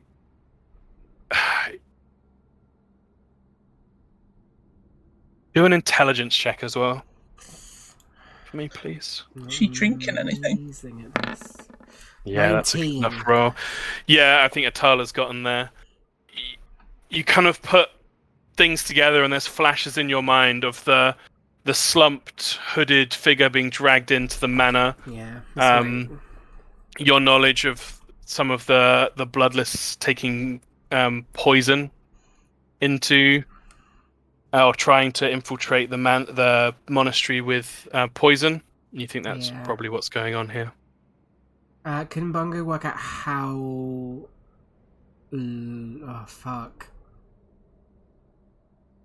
He doesn't know how. How would he know? How would he know? He'd have to examine her at least to know, right? He will call out and say, I can... She's been poisoned. I can help her with Lyra's magic. Please, stand aside. Do a persuasion check. Fuck. I've rolled well so far, but this is probably not going to be a good roll. No. Yeah. 6. Harker's much louder voice is just booming down. Apprehend the outsider! They wish to violate our traditions. And you see people closing in around you, Bungo. Is anyone else doing anything? No, that's how I might run in. How come? Can I dash up to him? If Atala's nearby, Bungo would say to her, "I need to fly." I think we both do. Just gonna fly. Amazing. You run up to Bungo. Diminutive form of Atala reaches the diminutive form of Bungo. You clasp arms as you cast the spell, and you both are able to fly. And you lift up above the guard's grasp as they reach up towards you. He's gonna fly straight to Jinok. Yeah, Bungo, Atala's just following. you fly over the stone rampart and ascend to Jinok. You see some of the acolytes around her kind of try and throw themselves across her body, but they can't block you as you push through. And what is it you wish to do? I'm gonna cast Lesser Restoration. Yeah, very good. And Thank you, Life Cleric, always having that prepared. similar to that moment so long ago when you healed the parasites inside your companions, there's a moment of visual insight as you see Lyra's light traveling through the veins of Archelon Jinok, burning away the poison, and you see her eyes flicker and the colour start to come back into her cheeks as alongside your infusion of health from your magic before, she is coming to, and the acolytes around her kind of back off as she waves them away and looks down at you. She kind of smiles and with a weak voice she says, "Thank you." And she pulls back her sleeve and you can see there's a bite mark, a clear humanoid bite mark in her forearm. Yeah. How are the rest of the guards and Harker reacting now? The acolytes have kind of been pushed aside, and some of the war sworn have begun to ascend the steps. Harker's still shouting for your arrest. The ones immediately around her are just kind of standing there dumbfounded. You think these guards are still going to come and try and arrest you unless something else happens? I was just looking around at the guards coming at them. Just like, should we leave, Bungo? Bungo's gonna call out idea. to the crowd and say, "You speak of honor? You would let your what would the word be for like co-counsel? Is it co-counsel? She's the Voxite Platina. Yeah, but what would like be the word for like equivalent is the word I'm looking for. You would let your equivalent suffer and die for the sake of momentary honor? He direct this at Harker. Yeah. I called you out for your lack of honor, sir. This is why this fight took place. Please explain to me. He would furiously call back and just... It's almost like he's blustering at this point. He just says... fuck, what's the name of it? Leave this place! This is for the worship sworn! You are outsiders! You're violating this sacred place! Bungo would move away. He's not intentionally trying to besmirch people for standing in the wrong spot. Yeah. The Pulpit of Steel Purpose, that's its name. Yeah, he'd fly down to here. He's Just fly up. Yeah. gonna stand straight in front of these guards. Yeah, they look gobsmacked, and it doesn't take an insight check for you to see that these people do not have any experience with arcane magics at all. So the fact that you guys are flying, there's like a jaw-dropping element to it, and the guards are reacting very sluggishly as a result, especially as both of their supposed... In fact, their whole command structure is currently unavailable. Bungo's gonna slam the Joy Keeper into the floor and cast light on it to make it... Yeah, it lights up with this powerful orange golden glow, and the guards kind of stand there, holding their spears, but not advancing on you. Harker's kind of blustering. He looks over at Jinok. Jinok is being helped to her feet slowly by one of her agents. You can see she's starting to be helped to walk forward.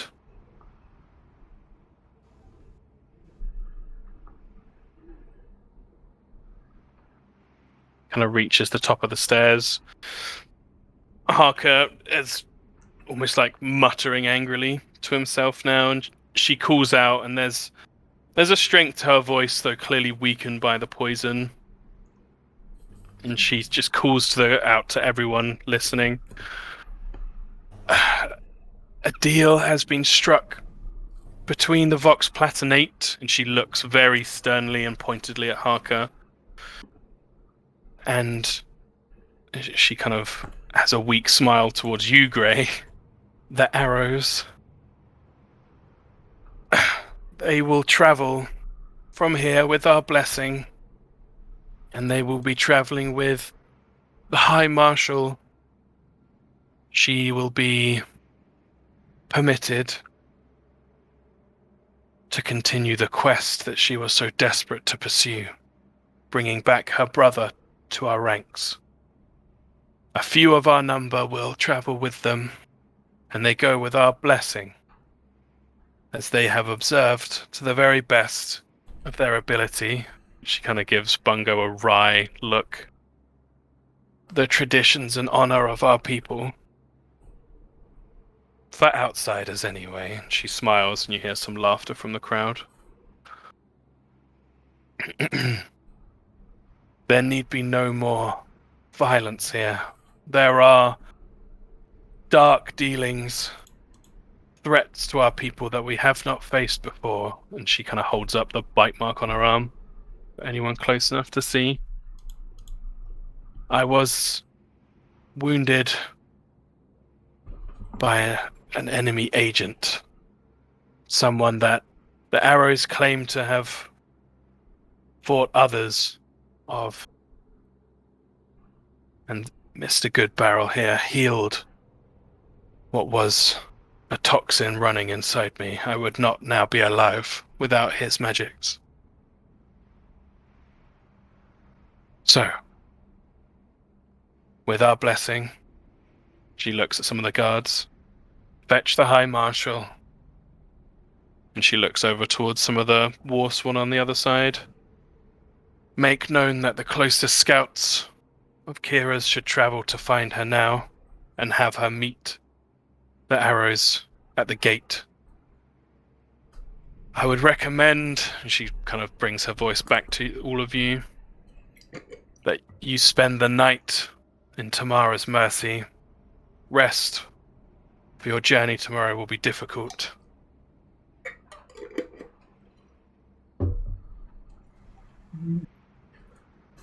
He nods to her and does a bow, and then sort of turns the light off the Joy Keeper. Yeah. She kind of turns back to her own people and says, we have much to discuss. I think we can all empathize with the wing captain this day. And there's a slight laughter and murmuring from the crowd again. Much to discuss and think about. You should all return to your homes. Certainly what I intend to do. And you see there's kind of a relief and a tension lifted from the nearby crowd. Harker has fallen silent during this and has started to skulk off. What do the rest of you do? God, I never thought you could make me hate a character as much as I like the Deepwell, but Harker's... This fucker, I mean, you tell me if I'm wrong, this fucker was going to let her die, and then he was going to be like, we never made any fucking deal. Maybe. It's a strong possibility. He definitely didn't like that his champion lost, that's for sure. He might not have known that she was like dying though. Yes, that part he seemed genuinely just in this like Yeah. But if does she not compute locked cycle in his brain. More what I meant was, I think The deal. he would have yeah, taken potentially. advantage of the fact if she did die. Yeah. Utter douchebag. Utter fucking douchebag. He's great. He's a very driven individual. I hate people who speak of like honor and then are just completely like Oh yeah, I just You- make it's like fucking wrapped up to their own ends. as a They know Star how to Trek. manipulate everyone else that is honorable. As a Star Trek fan, it very much reminds me of some of the Klingon politics and stuff. Very cool. Yeah, sorry. Okay. I just Oh god, the dwarves! I forgot. They definitely would have been watching and cheering for you, Gray. Especially the fucking. I think Varda would have been a bit snooty, but the rest of them would just be like, "Go on, fuck him up!" What about the halfling reincarnate? I can't remember his name. Oh yeah, Yoris. He would have been like, "Hit him in the dick." But yeah, they would be like patting you on the back, Gray, and cheering. Varda would just be nose in the air. Right. What's the plan? You stand unmolested, anything, as the monastery seems to what's the word? Dissipate. The crowd dissipates. Everyone spreads out, heading back to their things. I mean, Okay. Gray I think stares in Elic awe at would this stay with giant you. Sandrell. Oh, sorry. Not giant enough.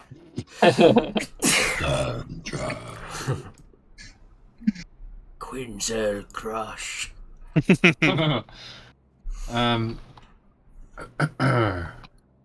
Yeah, I Which think one's the Elic- Mercy? The one up here. Yeah, tomorrow's mercy is the only you've been there, Outside, right? Sandral. It's Yeah. the inn, or rather the sleeping quarters outside. That's reserved for outsiders. Yeah, she would think, Good. let's not stay in the city. Yeah. Fucking Yeah. I think Bungo would come and do like a few things. I think he'd like congratulate Gray and sort of just tell him well done, little friend, and sort of thank Atala for her help and stuff. I was about to say the same. Should be congratulating you, Gray, and should be doing the little pyrotechnic ones, doing little party fireworks at you. Amazing. You had me worried there for a little bit. Yeah, I know it wasn't exactly fitting how I won. Poor guy. Didn't stand a chance, but only thanks to what you gave me, and to be honest, what PJ gave me. Without those, I think I would have stood half a chance. But he was free to get the same helps from his friends. Yeah, I think you did I guess really he well. didn't. Off your own back, and of course PJ with this yarn. But I think you came up with all the ideas on your own, so I wouldn't let him take too much credit. Nah, I mean it. But Bungo, well done with Jinok, but can't keep sticking my neck out for you, man. I know, old friend. I appreciate it. I'm sorry for always getting us into messes. I shall do harder to think before I act. But there are always messes with the best of intentions. I know, but sometimes best intentions are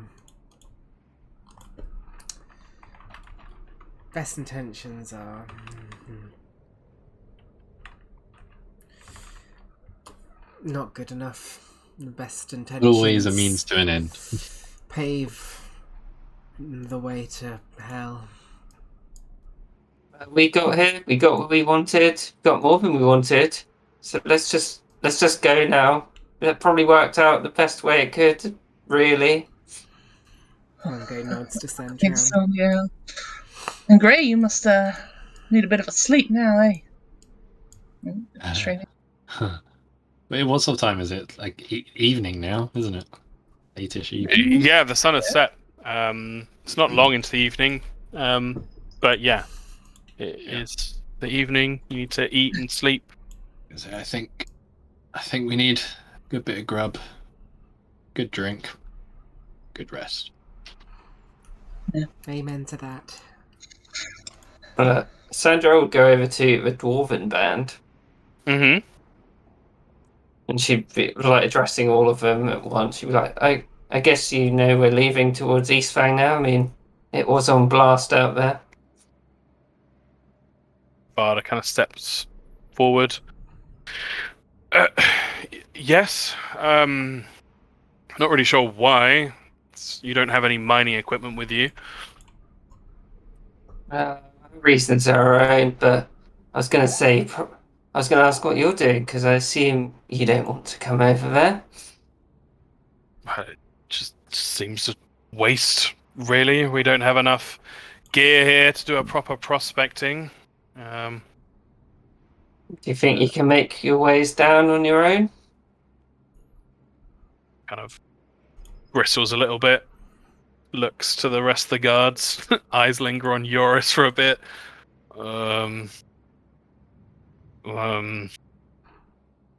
Well, perhaps we could, if you're traveling to Eastfang, I assume you'll be wanting to cross White Wing Bridge. Yes, you nod.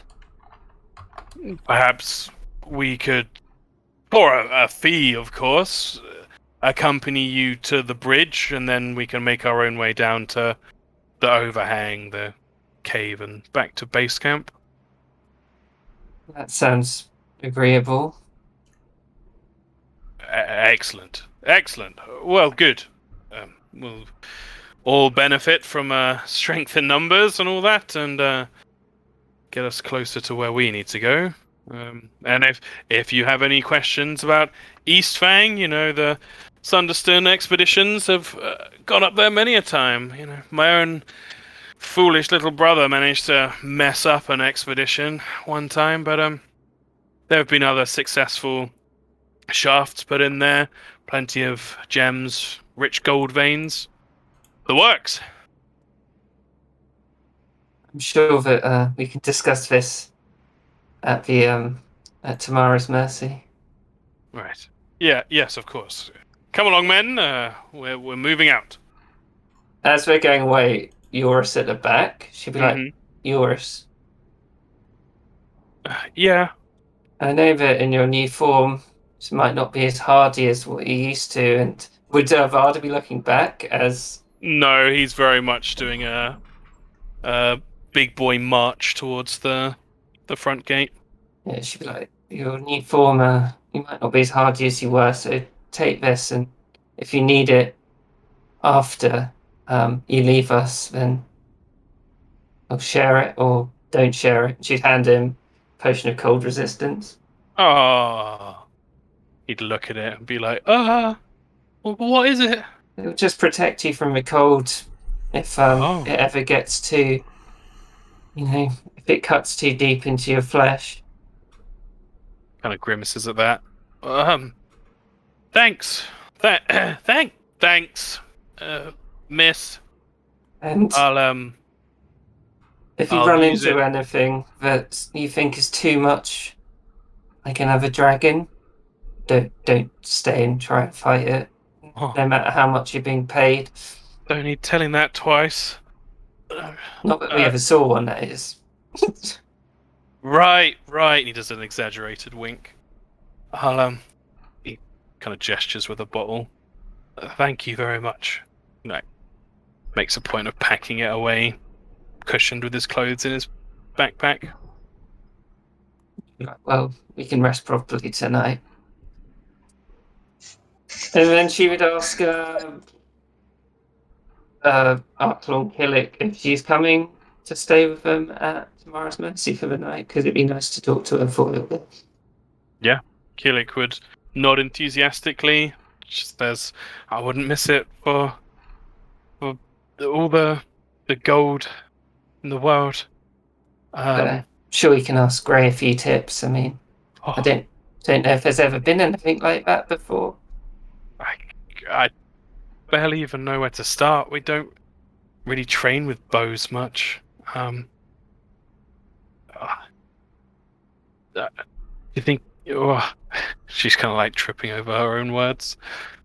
But you're all heading to Tomorrow's Mercy? Yeah. Oh yeah. She would also say if you think that Grey was Oh. something hot, you should see Elodius. But yeah, and then she would mention that She said that about her own Elodius, dad. Elodius said some about Grey breaking a bow in the past. Oh my Yeah, God. she would hang on every word. I that just you say to realised her. you were talking about shooting. I thought you were talking about physical appearance for a second, and I got really Oh, confused. no. So yeah, you can drag your What is it? She tokens likes older men. out here. As you are led over to Tamara's Mercy, is this large, red-roofed inn come... Not a tavern, hotel if you like, just a place to stay. Aw. Yeah, you see nearby, because I think this is the first time most of you are actually walking over to this area. You walk past a number of barns with livestock, hardy-looking goats kept warm or warmish inside. You see some ruins further to the south on this kind of spur of built rock out to the side of the monastery. And you see a very solemn set of 2 rows of gravestones near the ruins as well. But as for this building, it looks not particularly ostentatious, but there's a little bit of skill in its work, a little bit of elegance to it. There's a lot of draconic motifs in different places, the great rug across the floor. As you walk up to the front doors and start walking through, there's a huge statue of a dragonborn figure holding an open book in one hand and a spear shaft in the other hand, seemingly balancing between the 2 disciplines of the worship sworn and the war sworn. Keelik would kind of encourage you all in and show you to your quarters, which are actually underground, where it's a bit warmer. There's a basement area set up, but she'd say that if you did want to have a drink or sit and eat or what have you, there is a seating area that she can take you to up here. Absolutely. Yeah. Definitely follow. I've been in here before. And you have. Sandra has indeed. Memories of not that long ago. That's Sitting what with Sandra says. Walking in. I've been here before. Exactly like that. But yeah, there's enough seats for all of you. Different. They look very young, sort of early to late teenage members of the War Sworn, kind of clank in their basic chain armor and offer you various dishes and drinks. It's all quite plain fare. There's no menu. You're served a dish dominated by decently well cooked meats, and kind of hardy root vegetables and what have you. The drink on offer is a simple ale, dwarven, in production. That seems to have been imported from the hometown. from Mirabar. Though the way they treat it, even though you all, well, most of you, probably Sandrell as well, you all know it to be quite a simple ale. They treat it quite reverently, you think, just because of the work it takes to bring a barrel of this stuff up from Mirabar to here. But you are treated to it, and Keelik probes everyone with questions throughout the evening. Most of all, Grey, she asks about archery technique and like how should she start? What's the best way to get good at archery? Like what's the shiny stuff that happens with his arrows sometimes? Like she's just super curious and excited and enthusiastic. But she has questions for everyone. She asks about how the fuck Bungo and Atala could fly, Like, she's curious about everything she's seen, and excited about your journey. And I think probably all of you would pick up on it. She's not very subtle. Throughout the night, she kind of drops multiple hints of two things that I think. Well, I don't know if Sandra herself would pick up on it, but one, she seems very keen to come with you guys going forward. And two, she seems to be quite infatuated with Sandra.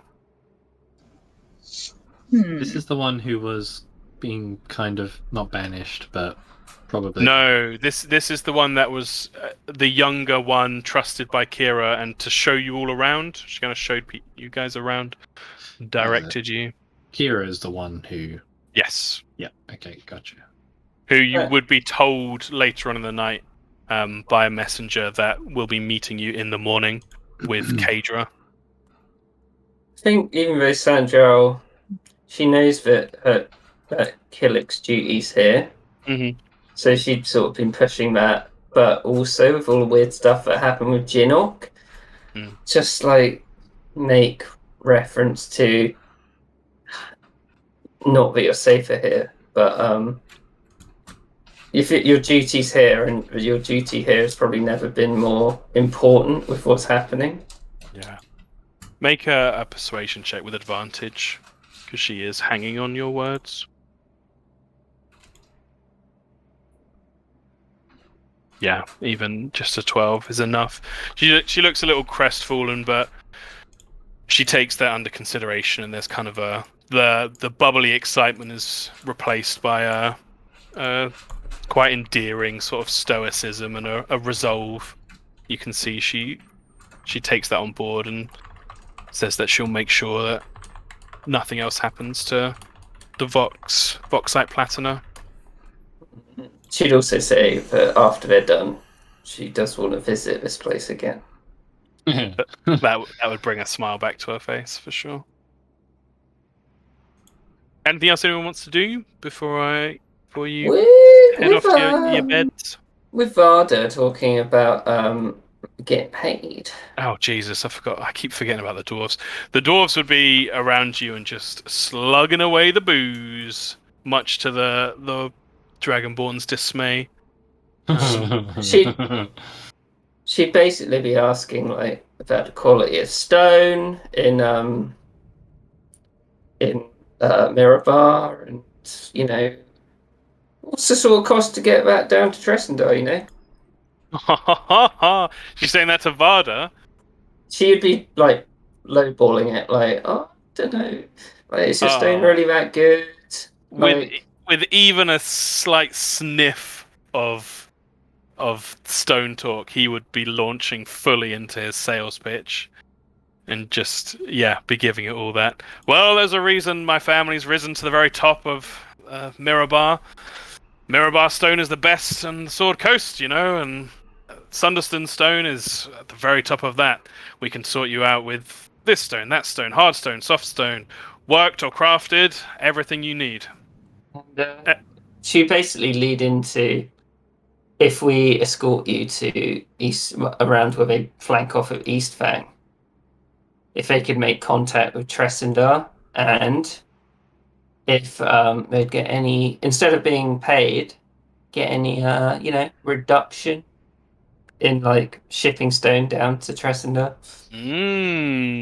You would be 100% talking his language, and anyone with decent insight or interest in what's going on at the table would notice that Varda really comes alive with this talk and seems to be so much more in his comfort zone as a business person than an erstwhile expedition leader or adventurer.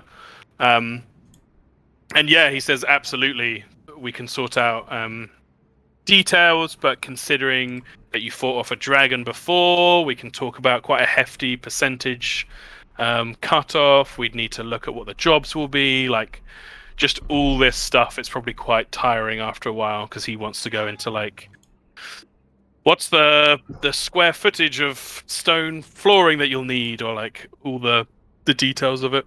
But she'd also sneakily drop in like almost trying to go past it about that big hoard they found at the bottom of Tresender. Just so he knows they have money. Oh, I see. Yeah. I think he would pick up on that. He is, for all his flaws, business savvy. To be giving you like knowing nods and being like, well, as a valued, noble customer, you would of course receive the premium service at all points in your business with the Sunderstone family. Yeah, and I think like during the night she would write a letter of introduction for Varda to, to make contact with Elodius. Oh, amazing. Okay, I love it. All very doable and very successful. Anybody else? How surprised would Kadra be to see Man of the Mountain in the inn? Just out of curiosity. Every Dragonborn you're walking past shows some surprise towards you because you have quite a surprising appearance. How dare you? But there is definitely a correlation between age and surprise. So the older ones who have spotted you before or heard the rumors of the Mad Mountain Man are very surprised to see you. But you know that Kira and Kadra will be meeting you in the morning. And right now you're mostly surrounded by the younger generations of the Dragonborn. Okay. So they are very curious. And they give you a lot of sort of looks at your disheveled appearance.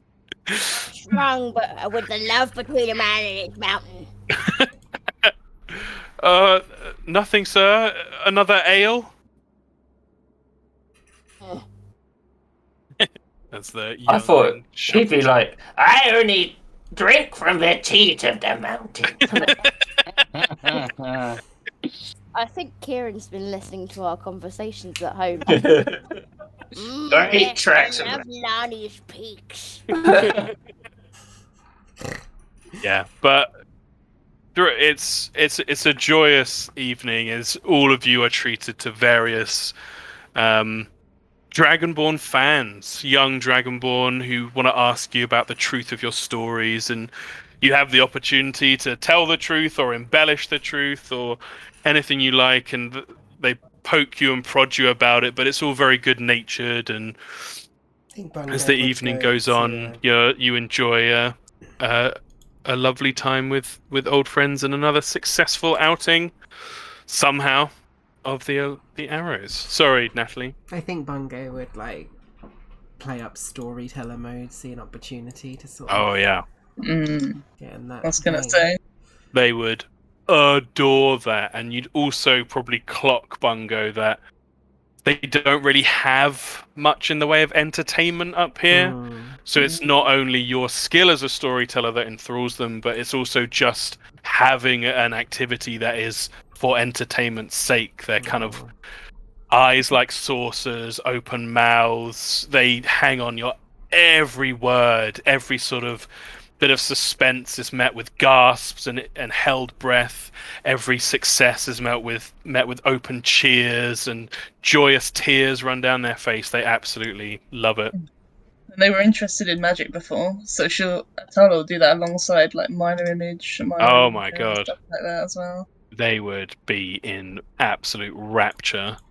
Yeah, you get the feeling that not only have you given them probably the best evening of their lives so far, but also just broadened their mind. They haven't seen or heard things like this before, and you can't help but wonder if you haven't inspired some of these young minds to perhaps try and pursue magics, or at least sort of moved some of this younger generation more towards Jinok's way of thinking, where knowledge and understanding is more important than strict obedience to scripture and tradition. Nice. So with that, I'll end today's session. Mhm. Very well done. If you guys want to give yourselves a long rest, you can. Yep. Yeah, boy. Very nicely done. I think one thing I do want to say, Mm-hmm. Bungo wants to do, because he wanted to do it sort of mechanically at the end of the long rest, but sort of, I imagine, sort of in the night as more narratively. He wants to cast, before they leave, Planar Ally. Whoa. Okay. What? I will put it in the things. It's kind of a long spell description. Oh.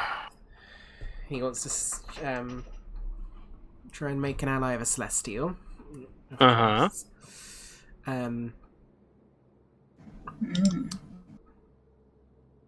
Obviously calling to Lyra. Mm-hmm. He wants to try and bargain with the entity as best he can to and I think with considering in fact it says that the payment may be waived if the task aligns with the creature's ethos. He wants to try and explain that he believes the source of Lyra's slumber lies where they ahead, and he wants this ally to guarantee their safety there. Guarantee the safety traveling there, or guarantee the safety Travelling. once you reach there? Travelling there. Okay. Because Bungo is of the mind that the fact that these intruders have infiltrated this far, Mm-hmm. he's not stupid enough to be like, they're involved with this, and he doesn't know what level of what depth, but he knows that there's something, they're involved with something much deeper, and he's very much like he's been saying the entire campaign, fate and the strands of fate are all coming together. He believes that they won't face no resistance heading to East Fang, and he wants this Celestial to help guide them there. Okay. Is he doing this in front of everyone else? No, in private. Okay. Maybe in So front of it's- Atala, because they share a room, probably. Yeah. But he would It's explain to quite. her Yeah, it's first. quite cramped sleeping quarters. Yeah. Sandral's been there already. It's like a little bunk room, like a dormitory. But you could find a space. It's not difficult. You can head outside if you need to, and take Atala with you. Yeah, roller. It's interesting.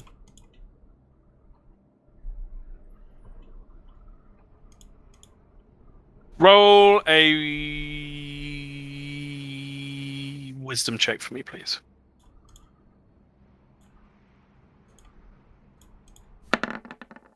14. 14. Okay. The spell works. There is a strain to it, not entirely unfamiliar to you, and you know with what's happening with Lyra, you feel that this is not hurting her, but pulling on her power to sort of connect with you with a powerful spell like this. The creature that attends to you is a Pegasus. It communicates to you. I was gonna, if you're willing to, if you're willing to go with me narratively here.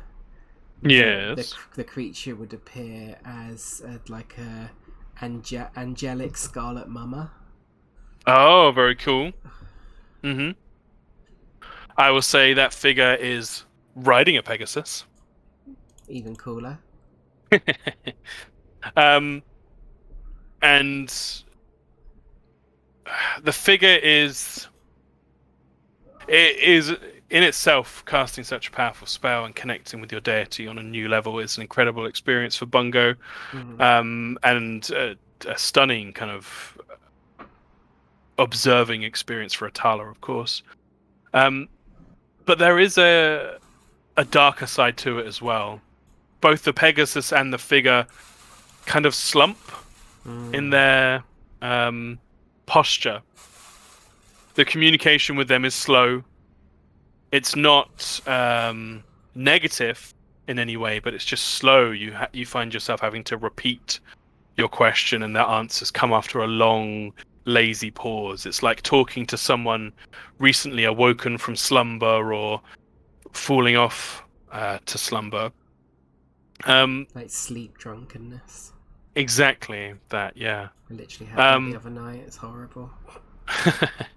But with your request, the creature fully agrees and says that it will watch from on high during your journey, and should you need assistance at any point, it will descend to assist you.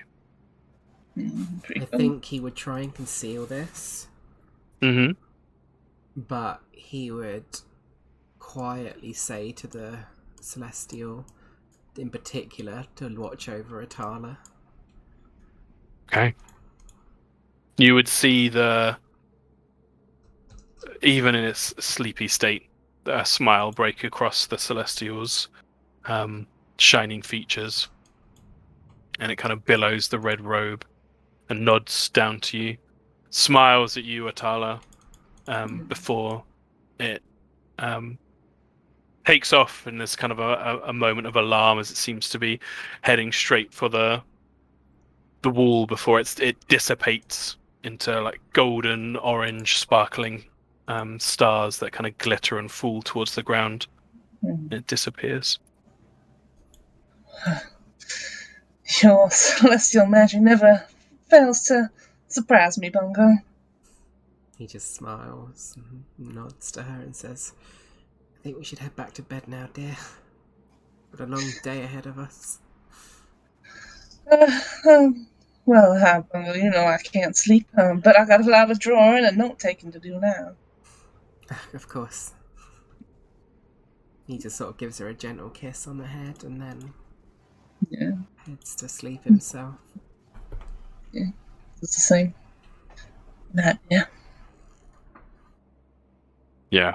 As you all lay down to rest, sleep comes quickly to some of you, slowly to others, and not at all to Mrs. Goodbarrel. There is a moment in the night where one of the guards quietly opens the door, and just as they're doing their rounds, they check in, make sure everything's okay. Is Atala staying up and scribbling, or is she pretending to sleep? She's just going to stay up and scribble. Yep, Everyone that's knows fair. now. So as the guard pokes their head round the door, they wouldn't say anything to you, but they kind of look across the room and they see the majestic Blam Wolfhorn happily slumbering away, getting his beauty sleep. They see Ethelbert, who I can only imagine having an incredible snore, and refusing a bed and sleeping on the floor as close to Lonnie as possible throughout the night, but again fast asleep. But other members of the troop don't look quite so restful. Grey, Bungo, Sandral seem to be murmuring in their sleep, activity behind their eyes, dreaming of something powerful. And Atala, most of all, when the guard looks in and sees you, it kind of a strange sight. He walks over to you, looks down, sees you scribbling, and as he looks at the open pages of your book, you don't seem to react at all. You're just staring down at the pages. And his eyes go wide as he sees that all you've done is just draw a serpent's eye over and over and over and over and over again on the page in front of you. It's not creepy. And that's where we'll end today's session. I'm glad I prompted that slight extension. Jesus fucking Christ. Excellent. Holy fuck. I didn't think Grey was going to win that. Yeah, well done. Damn. Neither did I. Yeah. But He he was- was do it with skill. He was a Fucking very tough motherfucker. That was skill. You used your. That's what your class is meant to do. Thief is Yeah. meant to be like, what have I got in my bag of tricks? Huh, huh, huh, huh, huh. hell. True. They're not made for one-on-one No. arena combat. The only person who would have stood a chance just fighting one-on-one would have been Blam. And even then, it would have been a very close fight, I think. Mm. Yeah. And yeah, I think Natalie, you're completely right. Bungo would have just got fucking demolished. Probably just would have Yeah. tried to cast banishment on him. Yes, that is absolutely. Go away. Yeah. Awkwardly stand there for a minute. Stand there for a minute though. You could set up traps, you know? That's true. That's The true. That's only true. hope I think I would have, if I was like gonna try and full on fight him, I would have, Mm. I would try and like summon a celestial Yep. and then try and keep casting hold person on him so the fucking celestial Mm. would keep critting on it. that could have done it. That could have done it. But it would have been Yeah. yeah, there would a lot of luck involved if that happened. It was interesting. He was going to grapple Grey early on, but because it was going so badly for Grey, he was just kind of like, don't need to trip him up, smack him around. Look at this foolish outsider. Yeah. And then it went really wrong for him. You're too slow. Quite literally. That rope's broken now though. Yeah, Oh shit! I forgot. Yeah. both figuratively and literally. I was getting ready to like jump in there and grab Grey and meld into stone if I needed to, but Oh, that would have been awesome. it was also Yeah. planned he would like twirl round and basically look like he was drilling into the ground and just drag Grey down with him. Sorry, as you were. I love it. Yeah. Before finally sleeping, Grey would be sort of just twiddling whatever threads are left of the rope, Mm. and just see if casting mending did have any effect, even minute.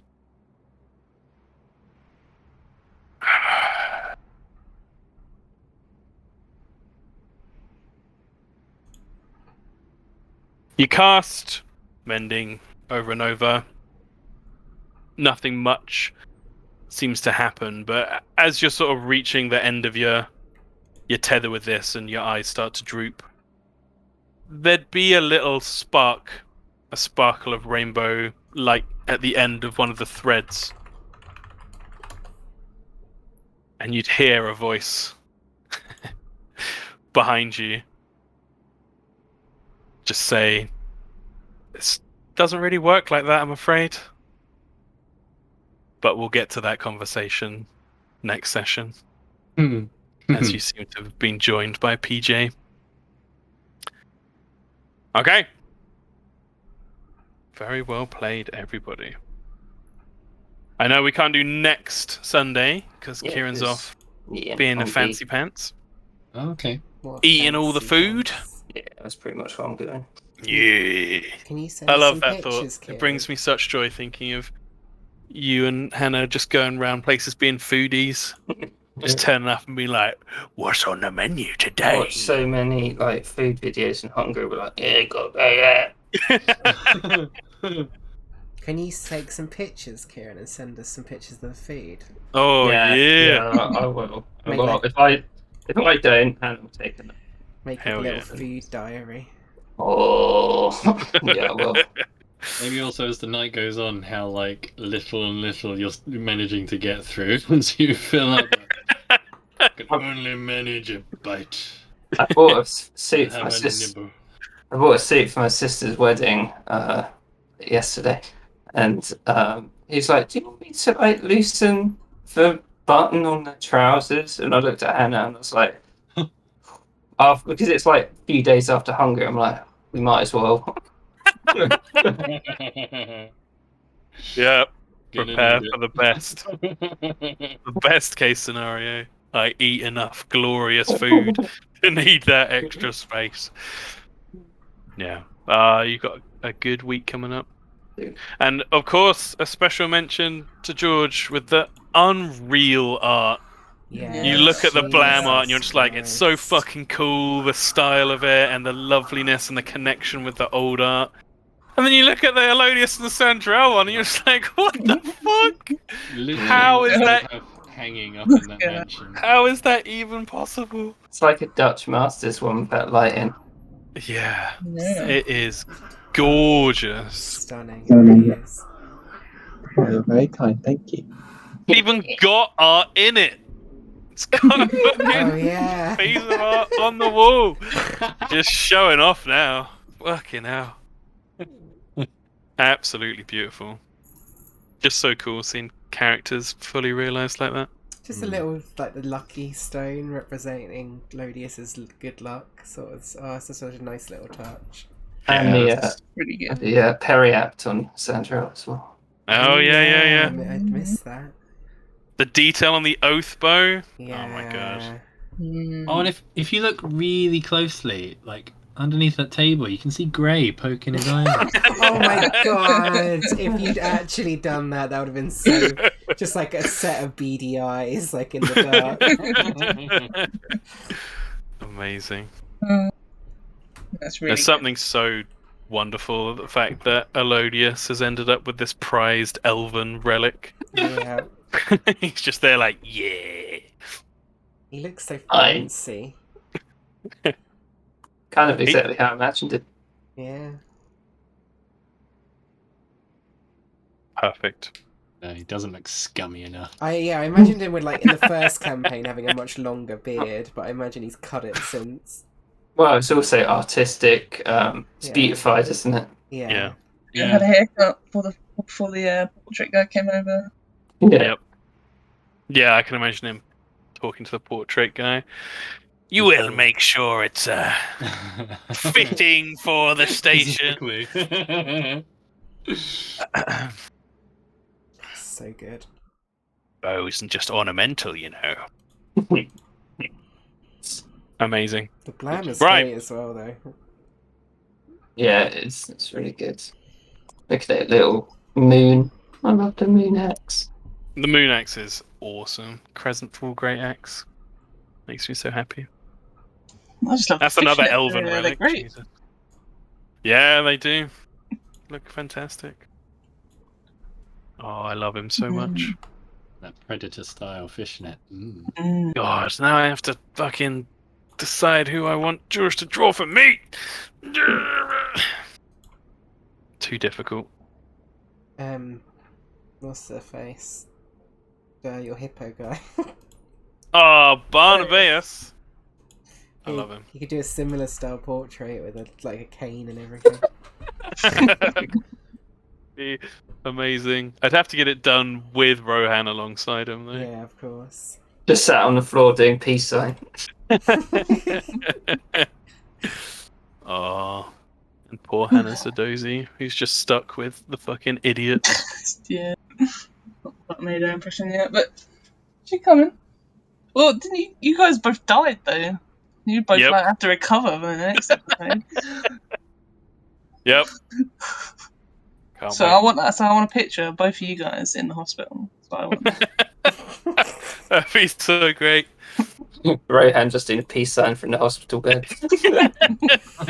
During surgery, just with the peace sign. I Yeah, imagine man. it very clearly in my head. Thank you, everyone. Thanks Thank all. you, So thank not you, next Tom. Sunday, but hopefully the Sunday after, unless anyone has any complaints. That's the 4th. Should be fine. I'm busy. Okay. I think it's- Are you busy on the 4th? Yes. Okay. So not the 4th then. It'll be Fine. No, don't be silly. You never push things around. So the 11th it'll be. That's fine. Is it the 11th? Are you sure it's not the 10th? Oh, I don't No, know. Sunday the 11th. I'm looking at my little calendar on my Oh computer. yeah, it's the 11th. I'm just checking because I'm meant to be working late on the 10th. And I just didn't. Okay. so- No, definitely the 11th. Cool. Well, thank you, everyone. Thank you. Have a lovely evening. Well played, all. Great. Thanks for not Didn't cutting even it die. down. No, thank you for making an awesome moment. Bye, bye, bye. You're great going through all those potions. It's only getting harder from here, guys. Bye Bye, bye, bye. bye. Good night, everyone. Good night.